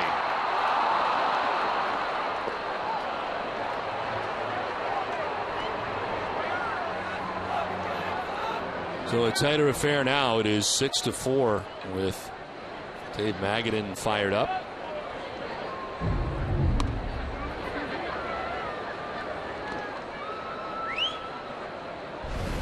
Outfield straight away for Robert Andino in the shadows. Yes, the shadows have encompassed the home plate area now. Mound still in the sunshine.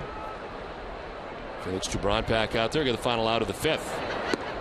As Andino takes strike one, 1-1. Bottom third of the Orioles order, Andino, Reimold, and Bell.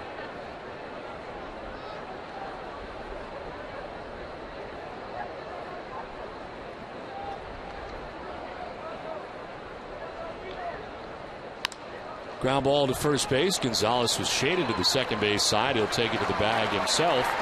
And Andino is the first out of the sixth inning. It's time for a game break and Tom Caron. TC.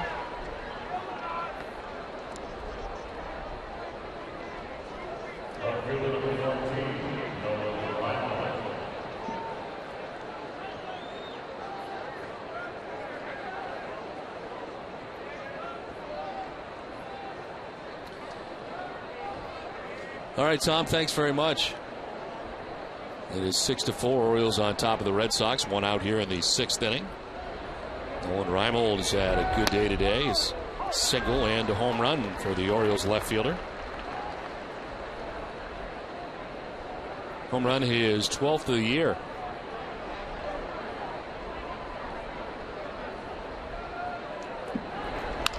Ground ball right side. Dustin Pedroia at second base will throw him out, and there are two outs in the sixth. The Red Sox could certainly use a 1-2-3 inning here in the sixth inning. Momentum's on their side. They've got a couple of runs. They're back in the ball game. Get back at the plate as soon as possible. Two down. Josh Bell coming up.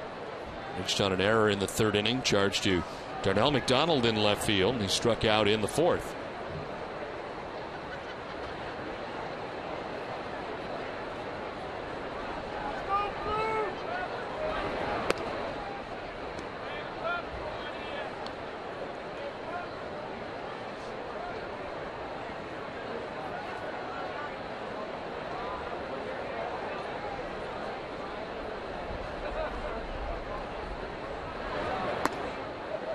In there for strike 1-1. Red Sox expect Felix Dubron to be a starter at some point for them, but has been a reliever in his brief major league career.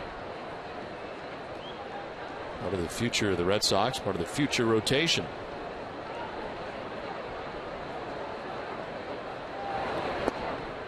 Strike over the inside corner, and it's 1-2 now to Josh Bell. I don't think Bell's been real happy with a couple of calls in this particular at bat.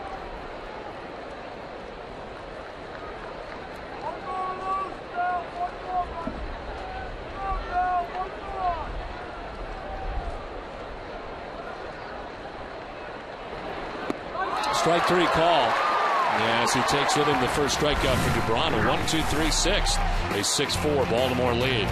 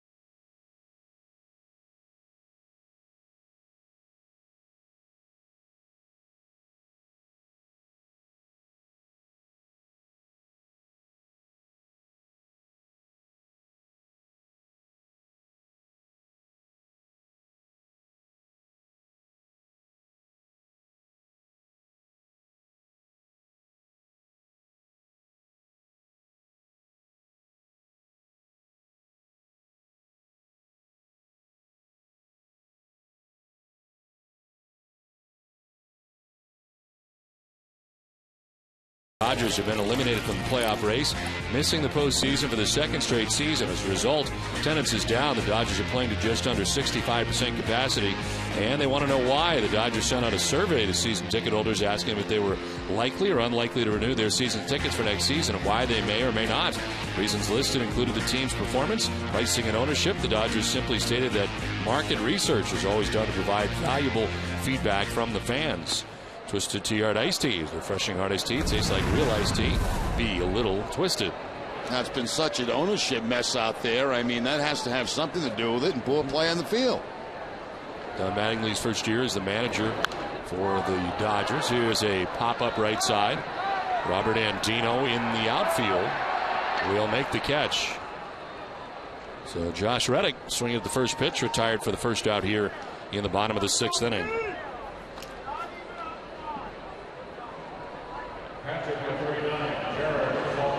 Pitching line brought to you by your Boston area Lexus dealers. 5 1/3 for Guthrie, 9 hits, 4 runs, a walk, and 2 Ks. 82 pitches, has 1 out here in the sixth inning.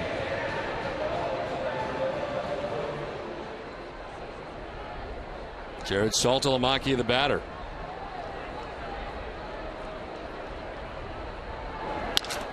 Ground ball to J.J. Hardy on the backhand. 2 down in the sixth inning.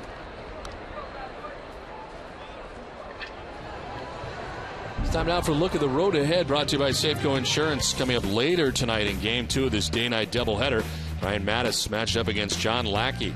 Mattis has made just 7 starts this season and comes in with an ERA of nearly 10. Lackey has 12 wins this year and is 1-0 against Baltimore, pitching 6 2/3 scoreless innings against them back on July 9th. NESN's live coverage of Game 2 begins at 6 p.m. with Red Sox first pitch. 2 outs in the sixth inning. Mike Aviles, the batter.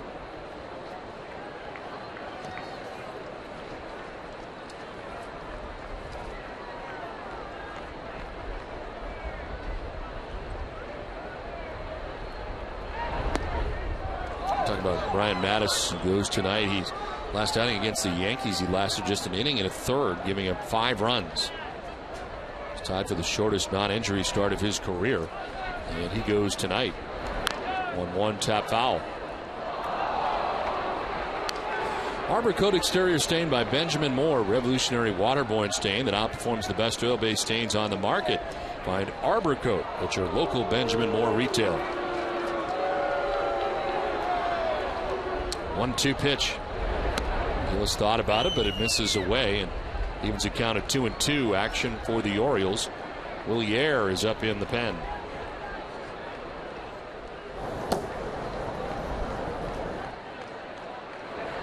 Swing and a miss. Hits it by him and strikes out Aviles. So 1-2-3 sixth inning, a 6-4 Baltimore lead.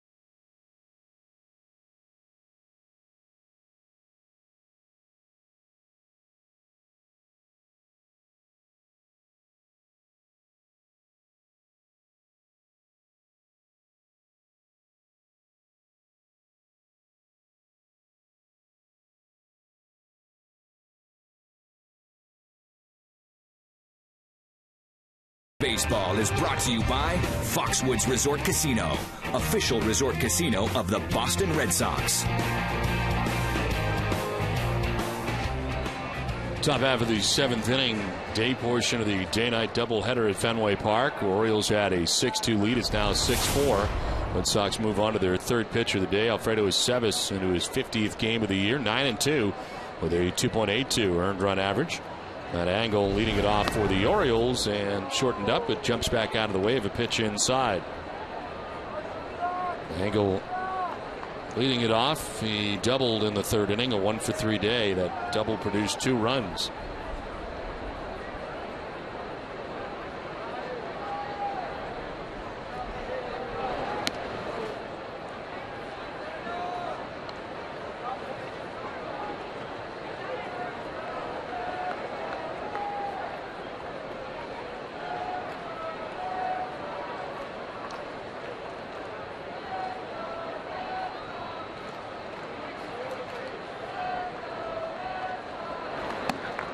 Ball 3-0.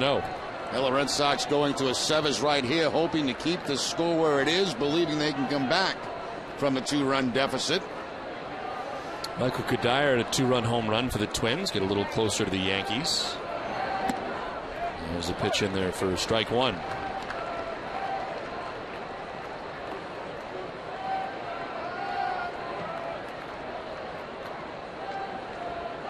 Outfield straight away here for Matt Angle. We'll see J.J. Hardy next, and Nick Markakis in the inning. Breaking ball bunted towards third base. Avila's picks and throws, and Angle trying to bunt his way on is out number 1. That bunt right there did not fool anybody. Avila's playing in tight at third base, almost on the grass. It's a little bit too hard, and Avila's able to make the play with the glove and the hand and throw Angle out by plenty at first base. 1 out in the 7th inning. J.J. Hardy, the batter, he homered in the 5th inning. A solo shot, his 28th home run of the year.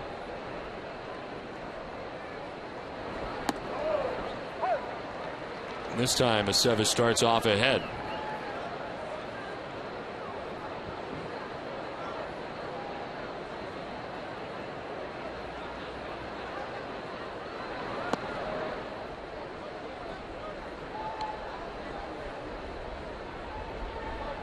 Orioles have 3 home runs today. Robert Andino, 2-run shot. Nolan Reimold, a solo shot as they went back-to-back in the 4th. And then J.J. Hardy's solo home run that takes a pretty good cut. 1-2.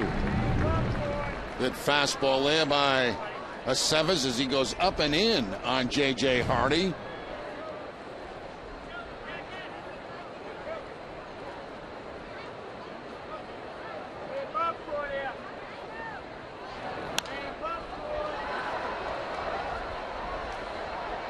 Dunkin' Donuts is in its 13th year of hosting local youth groups and charitable organizations in the Dunkin' Dugout, a special seating section at Fenway Park.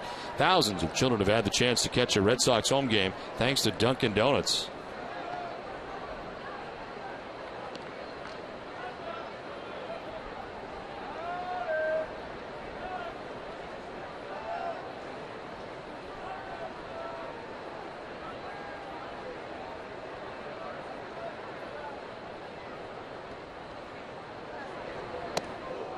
Yanked up in the air, and it is 2-2.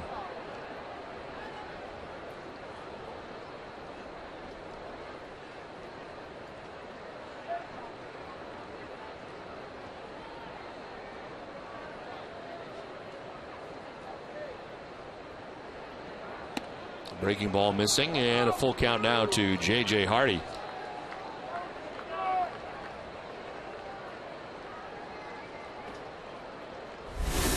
On deck, Nick Markakis. Orioles batting here in the top half of the 7th inning.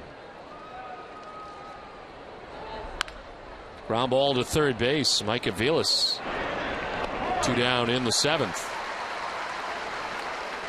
Immediately following game 1 of today's doubleheader, stay with us for WB Mason's extra innings with TC, Nick Cafardo, and Heidi. Get a breakdown of Kyle Weiland's outing in game 1, including his take on today's performance. Plus, we'll have the manager's perspective in the From the Press Room segment. It's all coming up right after game 1. WB Mason's extra innings live.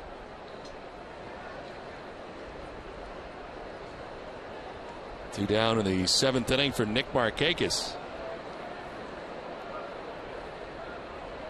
Struck out looking in the first, hit by a pitch in the 3rd, and then he fouled out in the 5th. And TC just doesn't show up to do the show. I mean, he's been here 2 hours prior to game 1, getting ready to do the post-game and pre-game show. He's ready to go. This game is moving along very quickly, and Tom's ready to go. The 1-0 pitch. It's fouled straight back, 1-1.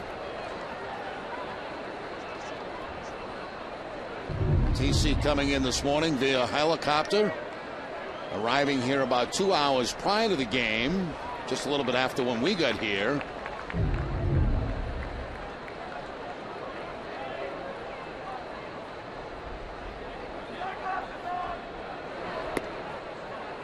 Framed by Saltalamacchia, but tad inside.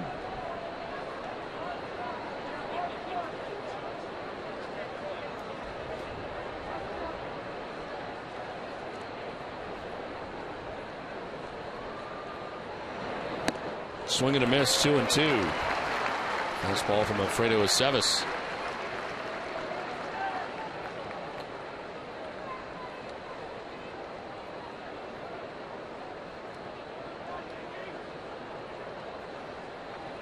Red Sox pitching, retiring 6 Orioles in a row.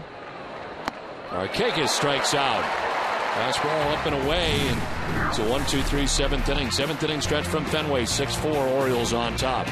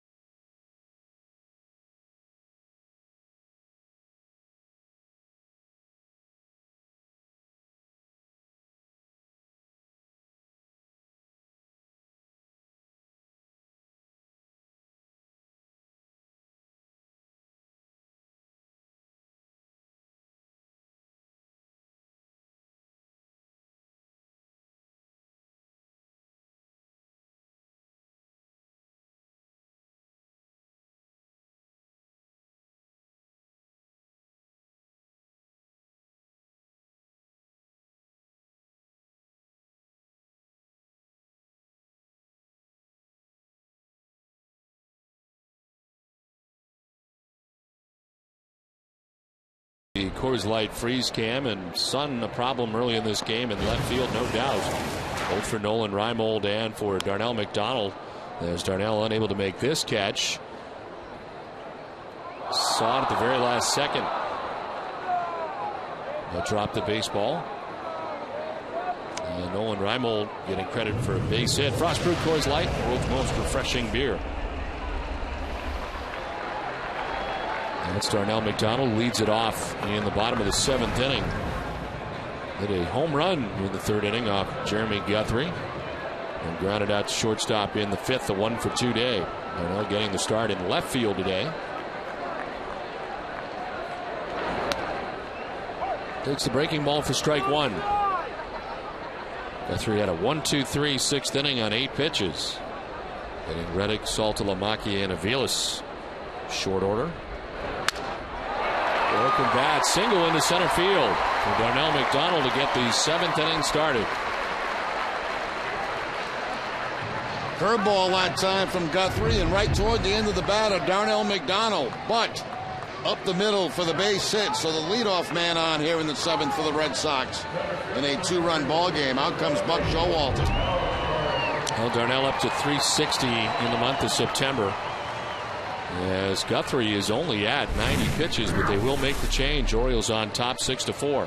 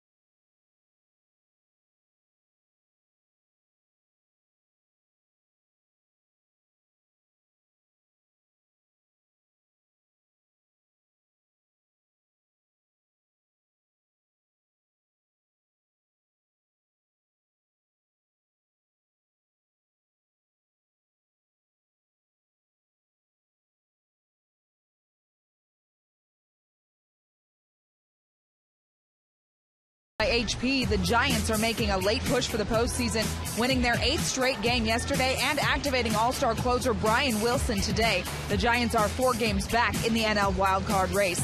And Justin Verlander has pretty much locked up the AL Cy Young Award with his 24th win yesterday. He is the first AL pitcher with 24 wins since Frank Viola in 1988. It was also Verlander's 12th straight win to go with 244 strikeouts in 244 innings. He is one of the favorites for the AL MVP as well. Don? All right, Heidi, thank you very much. Into the game here for the Orioles. Here's Troy Patton, his 18th appearance, 1-1, 3.20 earned run average, 21 strikeouts, 3 walks, and opponents hitting at .219 against Patton. He's one of the 12 relievers that Buck Showalter and the Orioles have in the pen. There's Jacoby Ellsbury, bats here with Darnell McDonald at first base, represents the tying run.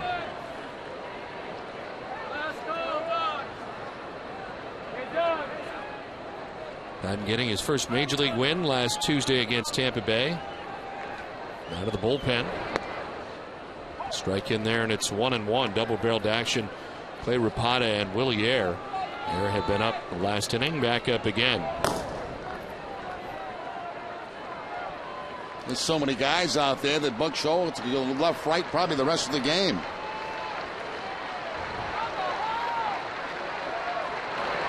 On the ground right side, it is picked by Andino to second for 1, on to first for 2.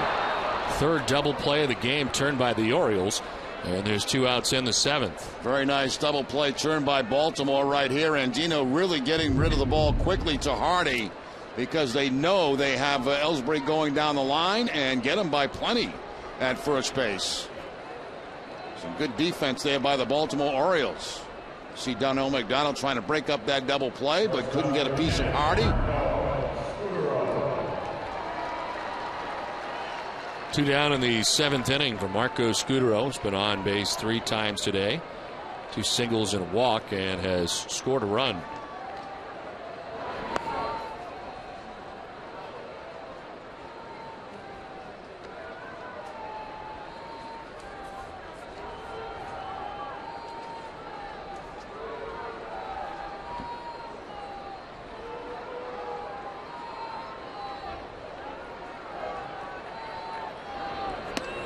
There's a strike, 1-1 to Marco Scutaro. So that closes the book on Jeremy Guthrie as he goes 6+ innings, 10 hits, and allows 4 runs to the Red Sox. He walked 1, struck out 3. Chance for his 9th win of the year. The bullpen can help out. There's strike 2 to Scutaro.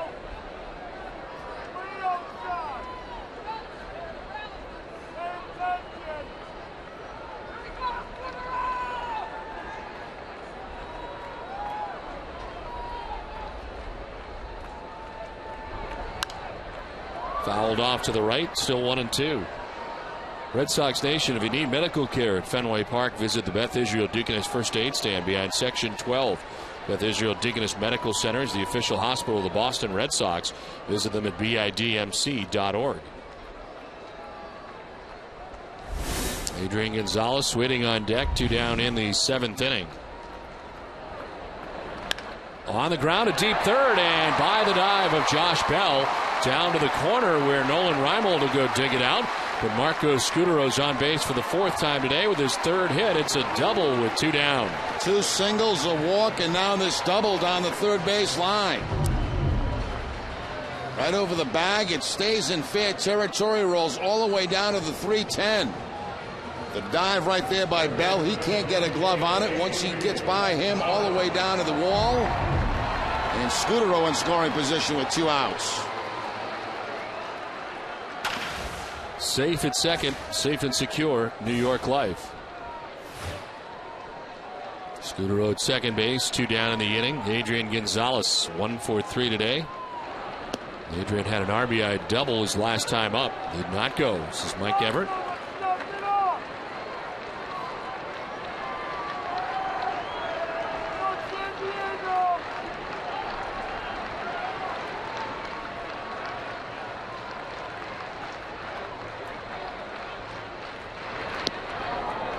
Two 2-0.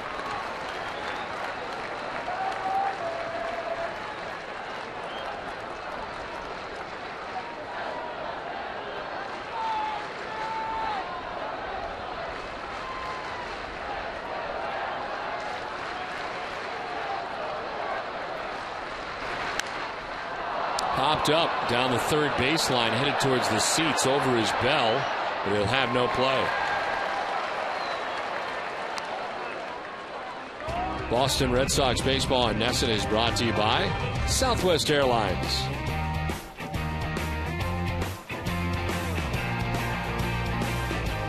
Two outs in the seventh inning. Marco Scutaro at second base. Adrian Gonzalez batting. Red Sox down by 2.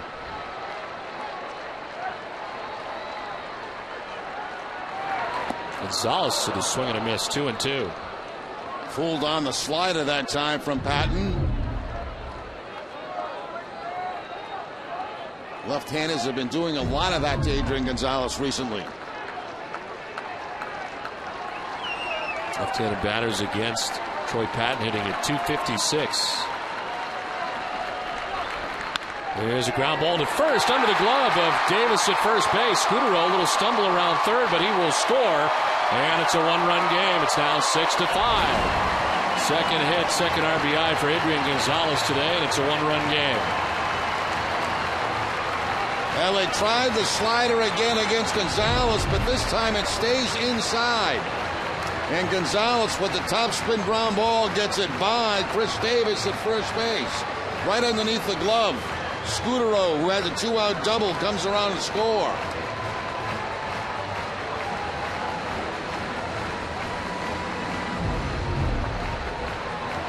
Buck Showalter out to make the change.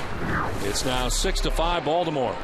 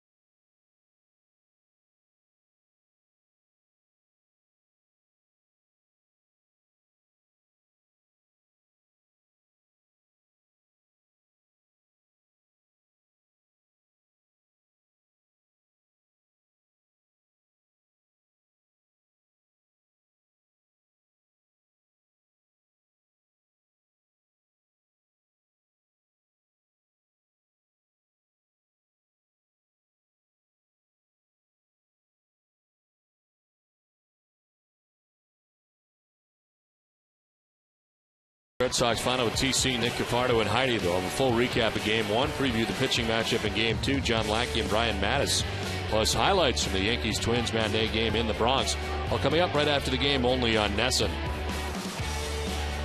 Troy Patton is gone after 2/3 of an inning, charged with a run. He's still responsible for Gonzalez at first, as Willie Iyer, he is into the game here for the Orioles.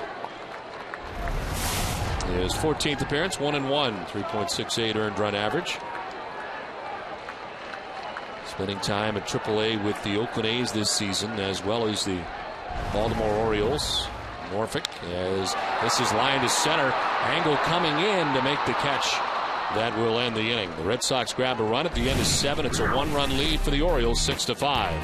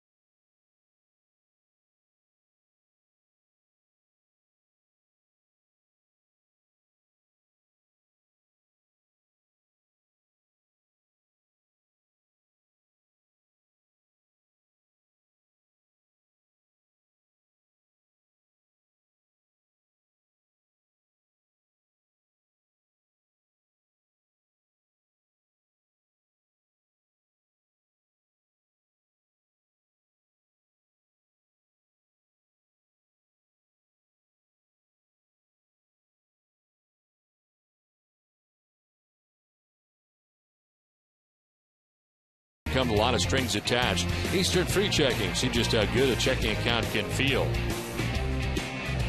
It's been a beautiful day in Boston today. Red Sox trying to come from behind, down 6-2 in this game. Now it is 6-5. The Orioles on top. Play day baseball followed by night baseball. Day-night doubleheader from Fenway. And it's on to the 8th we go. Vladimir Guerrero leading it off to begin things in the 8th inning. Alfredo Aceves worked the 7th inning at a 1-2-3 7th. And get ready for the 8th. Guerrero, Wieters, and Davis expected in the inning.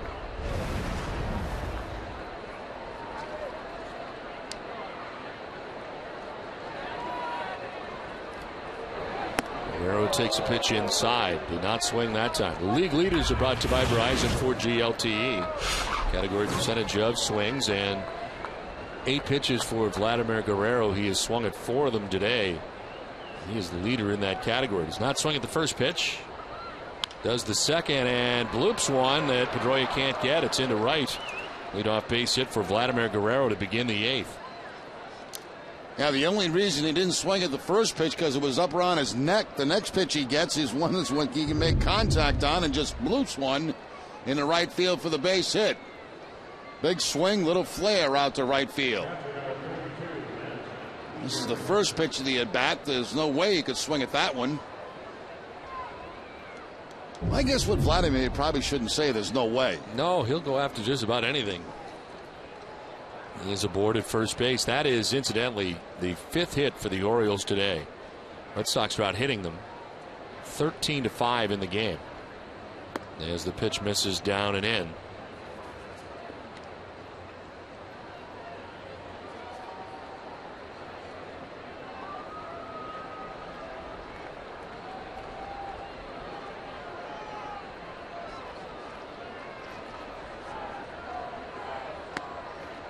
In there for a strike. To Matt Wieters. He struck out in the 2nd. He walked in the 4th. Walked in the 5th.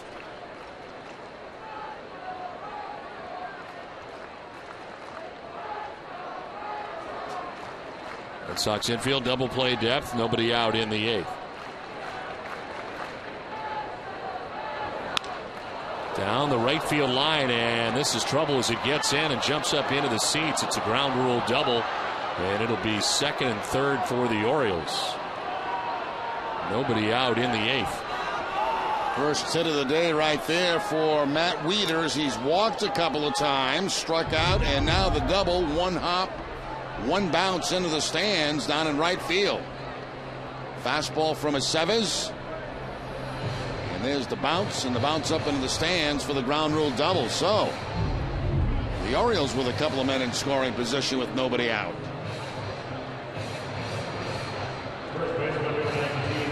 Chris Davis is 0 for 3 in the day. He struck out in the 2nd, reached on a fielder's choice in the 4th, and reached on a fielder's choice in the 5th.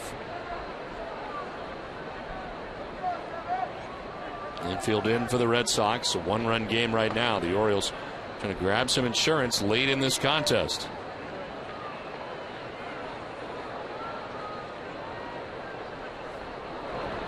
Davis skies one to right field. Ellsbury and Reddick running back to the infield as the wind knocks it down. And there's one down. It got so close to the infield, no chance for Guerrero to try it. He's pushing it back in, one down.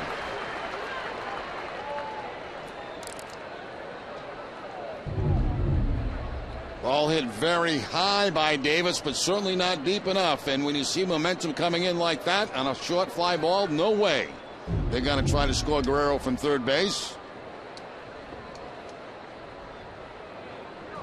Kurt Young coming out, the pitching coach, with 1 out, runners at 2nd and 3rd, and they're about to deal with Robert Andino.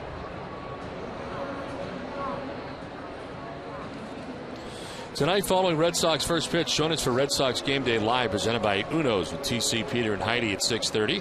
Have a complete recap from Game 1 of today's doubleheader and a preview of John Lackey's start in Game 2. Plus, Boston Globe's Nick Cafardo will have the latest news from the Red Sox clubhouse. Live coverage for Game 2 begins at 5:30 with Monster Monday, only on NESN.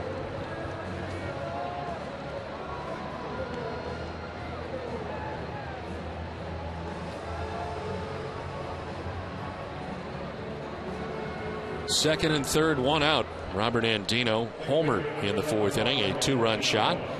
His fourth home run of the year. The Orioles went back-to-back, Andino and Reimold. The infield in with one out, second and third. Andino takes strike one.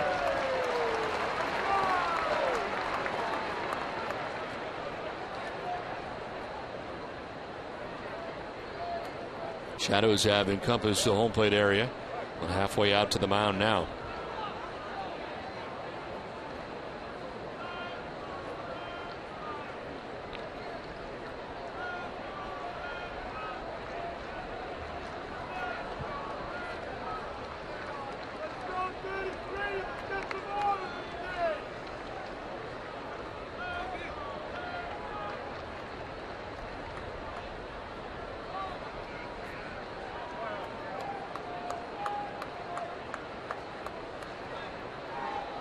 Sevis finally ready as they go back and forth. His 0-1 pitch. He's yanked outside, 1-1 on the fastball.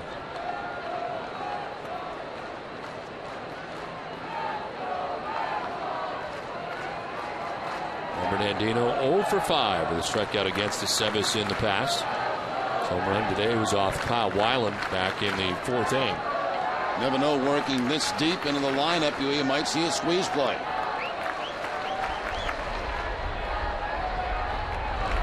Swing and a miss on the breaking ball, 1-2. Good breaking ball there by Aceves. No contact by Andino. Aceves now working ahead in the count.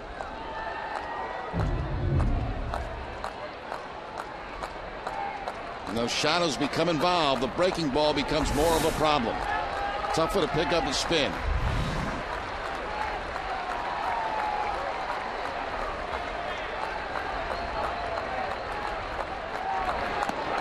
Outside, 2-2, just off the plate. Sevis wanted it. Tried to go outside corner with that fastball to Aceves and just missed the outside corner.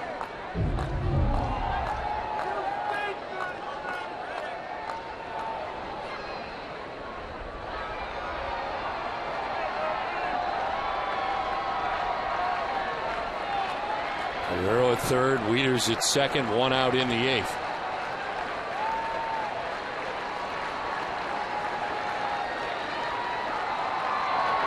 Strike three call. Andino thought it was outside. Second strikeout for Aceves and a big one. 2 down in the eighth.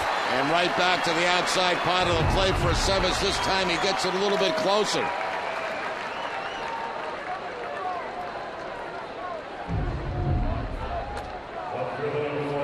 Two outs in the eighth inning. Second and third. Nolan Reimold coming up.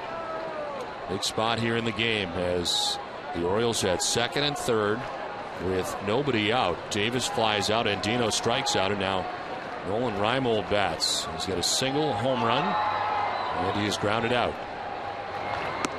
Takes the breaking ball for strike one.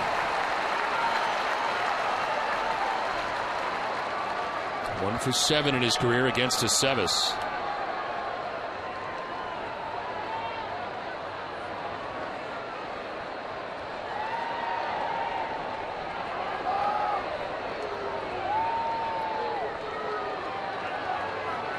Thirtieth pitch of the outing for Alfredo Aceves. Reimold down in the count, 0-2.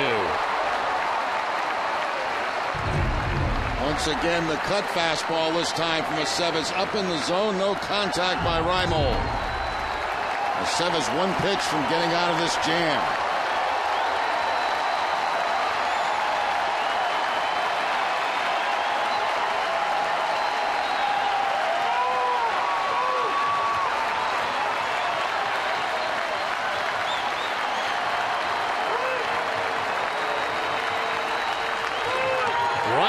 Strikes out as Aceves does get out of the jam. Orioles leave him at second and third. We head to the bottom of the eighth, 6-5 Baltimore. Huge strikeout for Alfredo Aceves.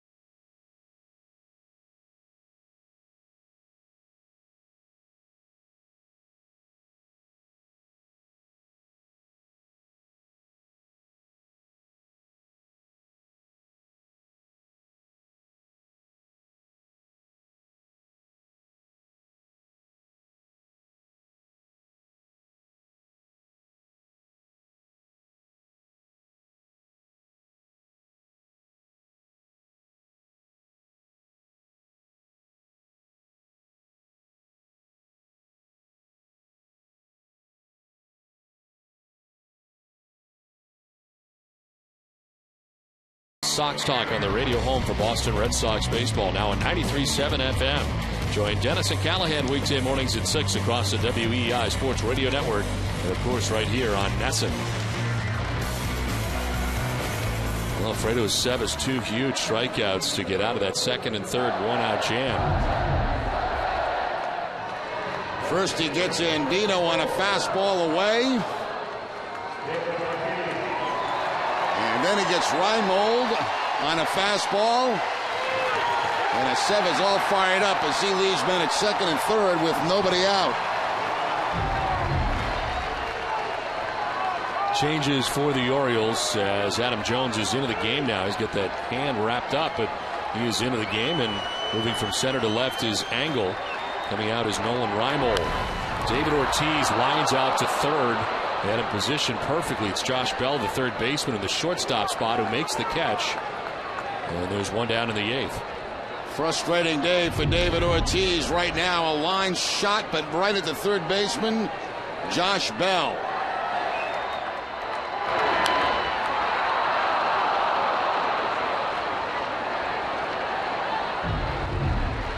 So one out in the 8th. The Orioles have a new pitcher as they bring in a left-hander. Clay Rapata into the game, his 28th appearance, 1-0, 6.14 earned run average. 14 2/3 has had 16 strikeouts. Opponent sitting at 236 against Rapata as he takes over for Iyer in the third of an inning. Pinch hitter coming up for Josh Reddick. It'll be Ryan Lavarnway. Pinch hits in the 8th. 250, no homers, 4 runs batted in, and the pinch hitter introduced out to make the move is Buck Showalter. So 6-5, Orioles on top. Pitching change from Fenway.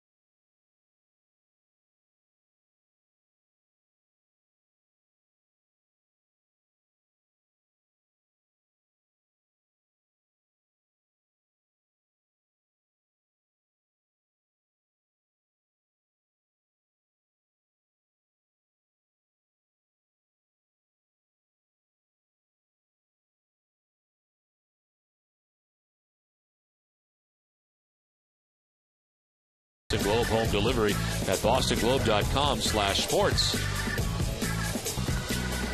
6-5, Orioles on top of the Red Sox, 1 out in the bottom of the 8th inning. And Ryan Lavarnway will be coming up to face Pedro Strop, the former Texas Ranger. There's a player to be named later in the Mike Gonzalez deal. His 18th appearance of the year, 1-1 with a 2.30 earned run average. 15 2/3, get 15 Ks, 9 walks, and opponent sitting at 170 against Strop. Originally signed by the Rockies as a non-drafted free agent back in 2002. And the first 4 years of his professional career was a shortstop before converting to a pitcher in 2006. Ryan Lavarnway pinch hitting and taking a breaking ball for strike 1.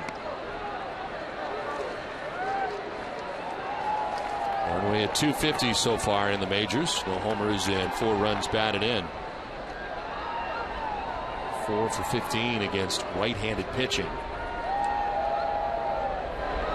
And a swing and a miss has him down 0-2. Back-to-back sliders from Strop to start off Lavarnway. Once again, keeping that slider down and away from LeBron Way.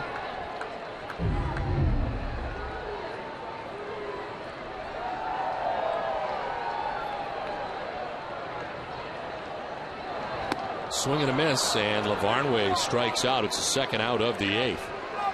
Nothing but sliders. 3 straight sliders to put him away.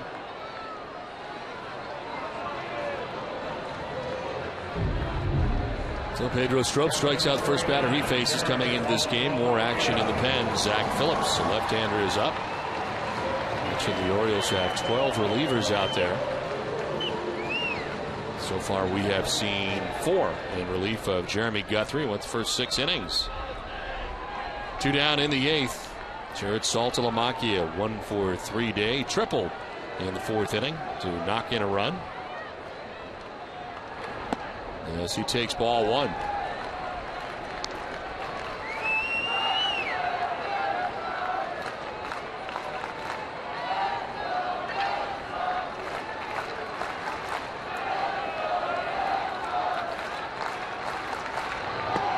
There's a strike, 1-1 to Saltalamacchia.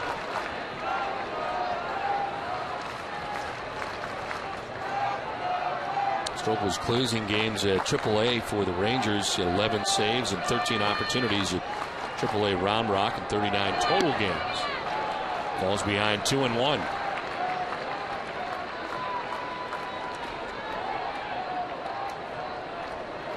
Pitched in 11 games this year for Texas in the majors.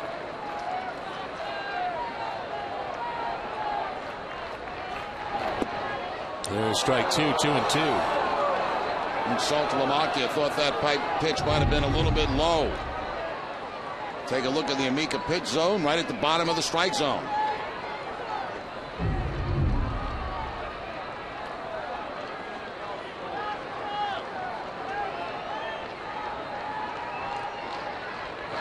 Saltalamacchia, broken back grounder to shortstop. J.J. Hardy's throw is in time.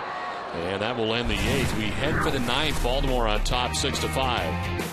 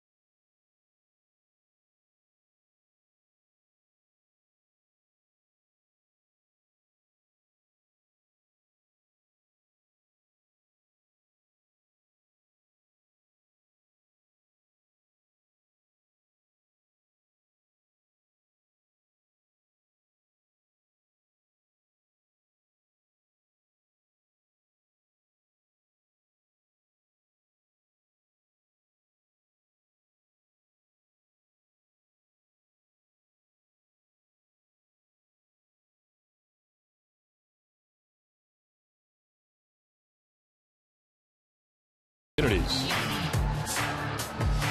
it's on to the 9th inning at Fenway Park. Some changes defensively for the Red Sox as Darnell McDonald moves from left field to right field. As Reddick was pinch hit for and into the game in left field now is Joey Gathright.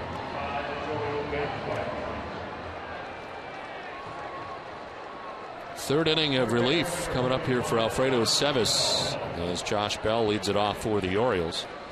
Bell is 0 for 3, reached on a 2-base error in the 3rd inning. And a strikeout in the 4th, a strikeout in the 6th. 3 strikeouts for Alfredo Cevis since coming into the game. He worked his way around to 2nd and 3rd, nobody out situation in the 8th. His breaking ball to Bell misses for ball 1. 32 pitches for Cevis since coming in the 7th inning.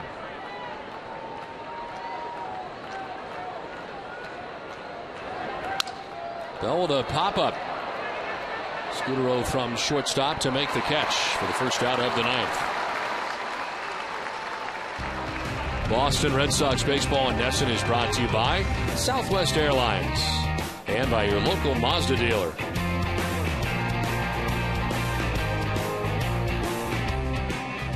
One out in the ninth, and Matt Angle is the batter. He's doubled in the third inning, and he is 1 for 4 in the game. Knocked in 2 runs with that double in the third inning.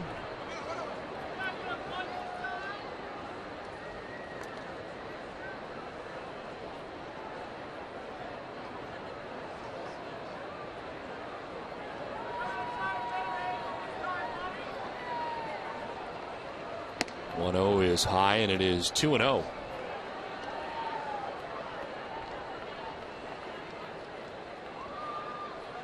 Jim Johnson, the right-hander, up in the pen for the Orioles. 2-0 from Aceves. That's a strike, and it's 2-1. Red Sox have got excellent work out of their bullpen today. Dubront and now Aceves.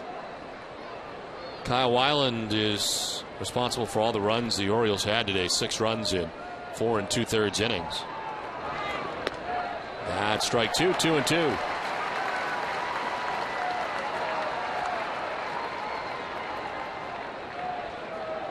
J.J. Hardy on deck, 1 out in the ninth.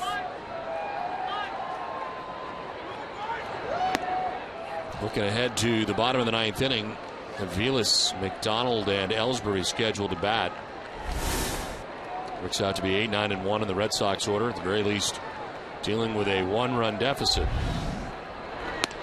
It's outside, a 1-out walk for Matt Angle. That is the first free pass served up by Aceves.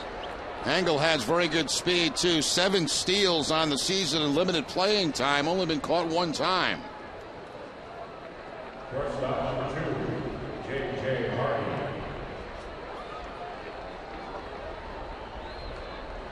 One out, 1 on for J.J. Hardy. A home run in the 5th of the 3 home runs the Orioles have here in Game 1 today.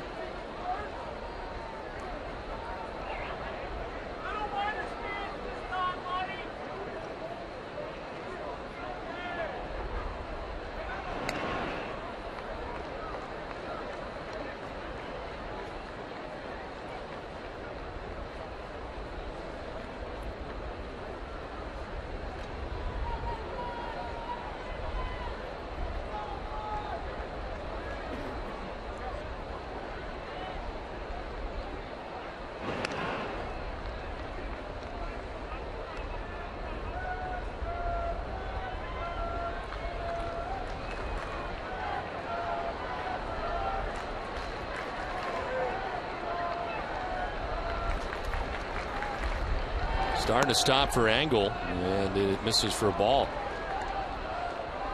Really didn't get the jump he liked. Aceves pretty quick to home plate.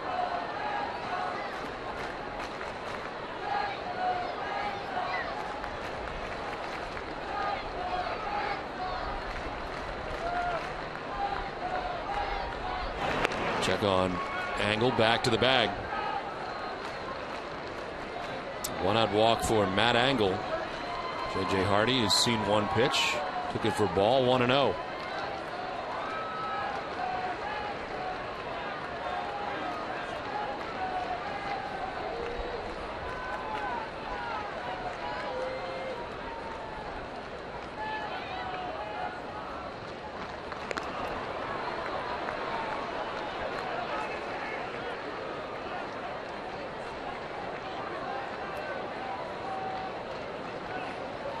Don't forget, coming up immediately after the game, to stay with us for WB Mason Extra Innings Live. It's all the post-game coverage you'll need right here on Nesson.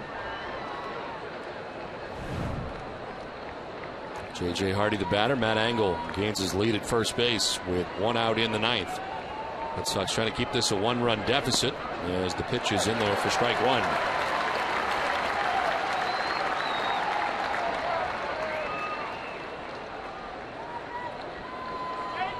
Twins got within 1, but Alex Rodriguez with an RBI single as the Yankees on top now 6-4. So they play day baseball in the Bronx today. Hardy with a swing and a miss, 1-2. Once again, that fastball up and in on Hardy. That's what the Sevens did to him last at bat.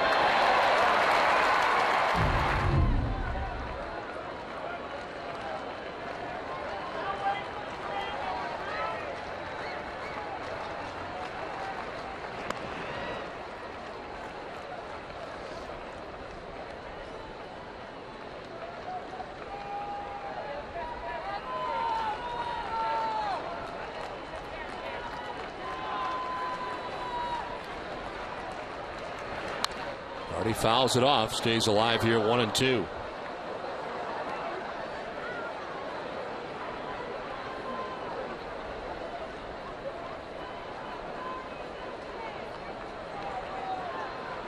Nick Markakis on deck with one out in the ninth.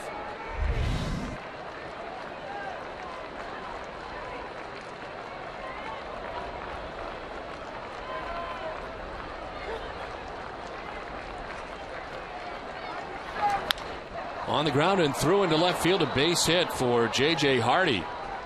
The curveball that he gets a piece of and sends through the left side. First and second now with one down. Has 2 hits today. The home run came on a cut fastball. This time it's the curveball from Aceves that he hits between third and short. So the Orioles with a couple of men on base here with one out in the ninth.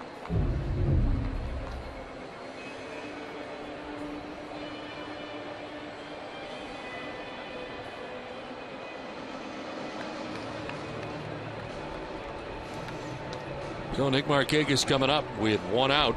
The Orioles left runners at second and third in the eighth inning. They have 2 on here with one out at first and second. Baltimore's left 5 men on base today.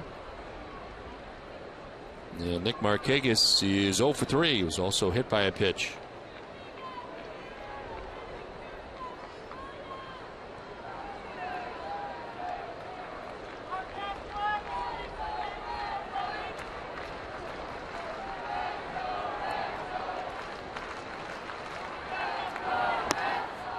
Ball 1.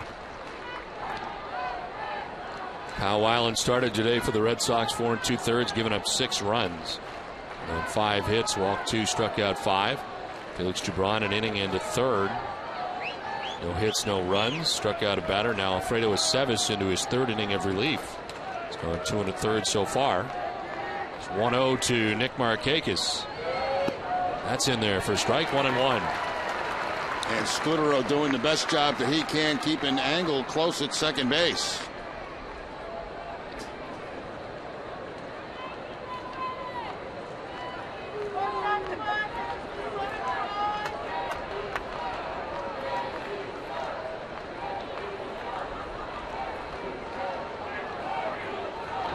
Markakis hits a fly ball to center field. Jacoby Ellsbury back to make the catch in front of the warning track. Angle will tag and head to third base with now 2 down in the inning. Gets there without any trouble.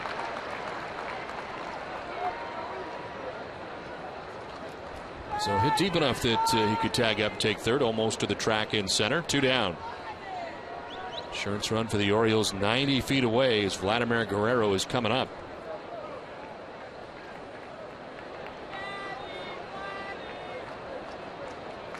Guerrero is grounded out to short. He's flied out to center, grounded out to short again, and then singled to right field in the 8th inning.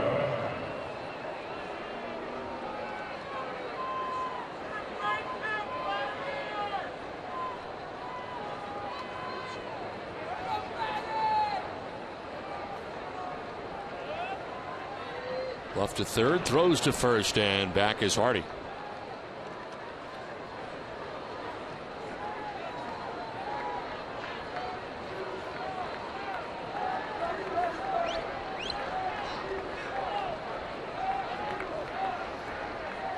Time called out again is Salta Lamacchia to reel off some signs in the infield as to what he's going to be doing here if Hardy takes off at first. Now J.J. Hardy does not have a stolen base on the season, but if he were to go, it would be in the form of a double steal.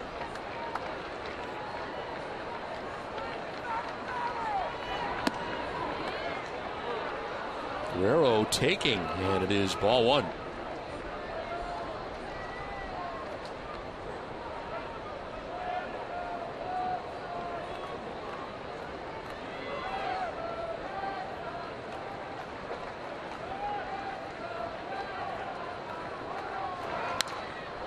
Big swing, and it's 1-1 as he fouls it back.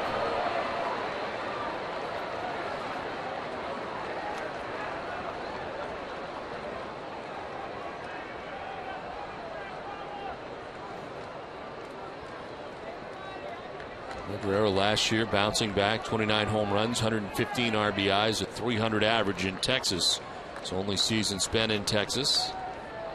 This year 13 homers, 56 RBIs. As he fouls off another, and it is 1-2.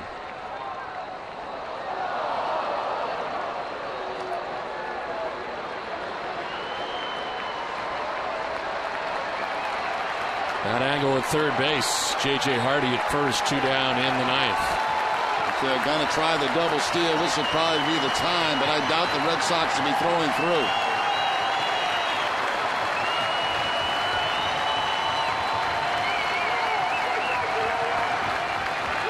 Orioles 1 for 7 in this spot today. Red Sox 2 for 8. The 1-2 pitch to Guerrero. Outside, 2-2.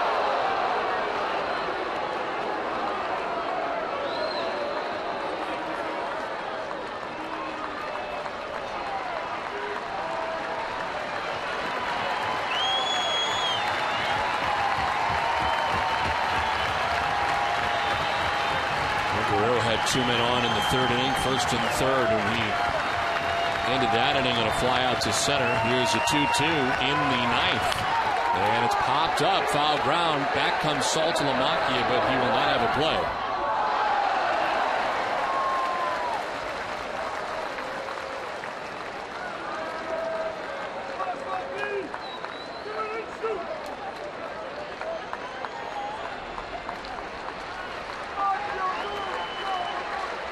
So the battle continues with a count of 2-2.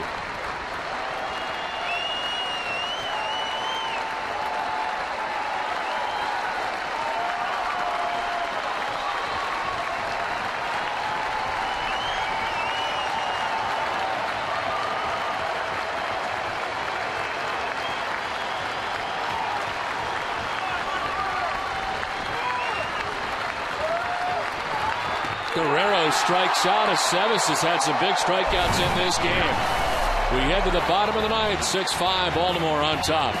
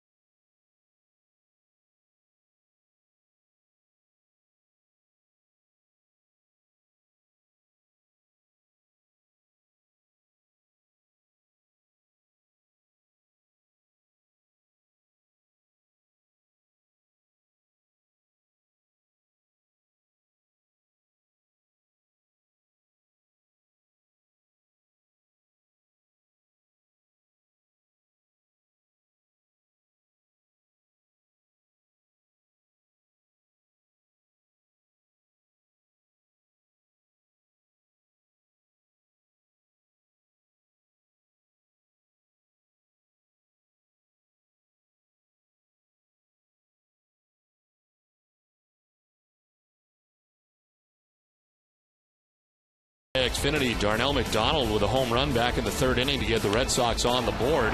But the Baltimore Orioles have 3 home runs in the game. Nolan Reimold with a home run as the Orioles go back-to-back in the 4th inning. Robert Andino had just hit a 2-run shot. Then Reimold hits that home run. And the Orioles are out to a 5-1 lead. Red Sox get closer, though, as Adrian Gonzalez with a single in the 7th inning to bring in the 5th Red Sox run and bring the Red Sox within a run. It is now 6-5 as we head to the bottom of the 9th inning. Jim Johnson into the game for the Orioles. Just closed and saved 2 games against the Rays last week. A league-leading 85 innings out of the pen. This ground ball up the middle. Hardy with a nice pick. Spins and fires and retires.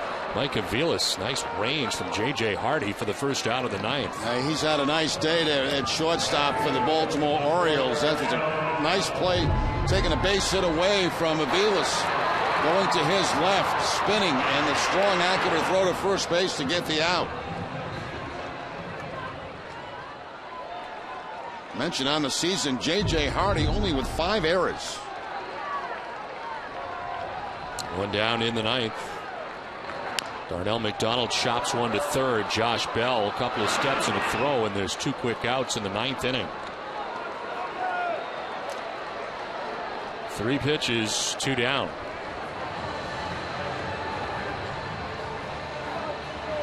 Reminder to stay with us for Granite City Electric Red Sox final. Complete post-game coverage coming up from Yawkey Way today between games 1 and 2.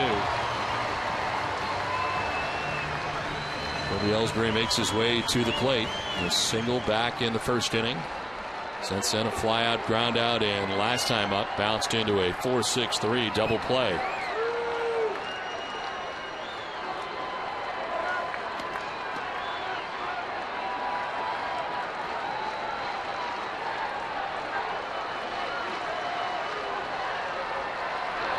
Ellsbury takes strike 1. Johnson basically a fastball slider pitcher.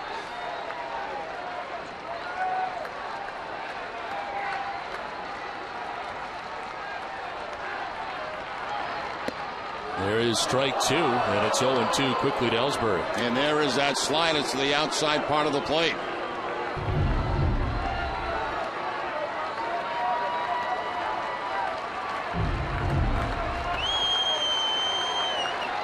Ellsbury's been great late, a 442 hitter in the 9th inning this season. It's a ground ball foul.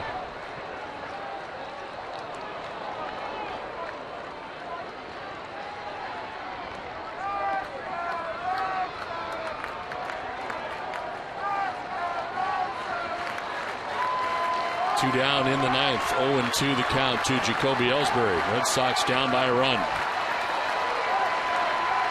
Jim Johnson's 0-2 is on the ground right side. Robert Andino at second base throws out Ellsbury, and the Red Sox have dropped the first game of this day-night doubleheader. And now there is only one game between the Red Sox and Rays. And 1.5 with the Rays off today. 6-5, the Red Sox dropping this game here today. And Jerry, a frustrating day for the Red Sox, coming all the way back within a run. Well, it was. They out hit the Orioles 12-8, but the problem was the home run ball off Kyle Weiland early in the ball game, and that set up some big innings for the Baltimore Orioles at that time. The Red Sox relief did a good job in this game, gave their team a chance to come back, but they couldn't against this Oriole pitching. So the final 6-5, the Orioles down. The Red Sox stay with Ness in between games at this day-night doubleheader. The Orioles will be back with our live coverage game 2 tonight at 7. It's been a presentation of NESN, New England's most watched sports network. Let's send it down to the NESN Television Center. Here's Tom Caron.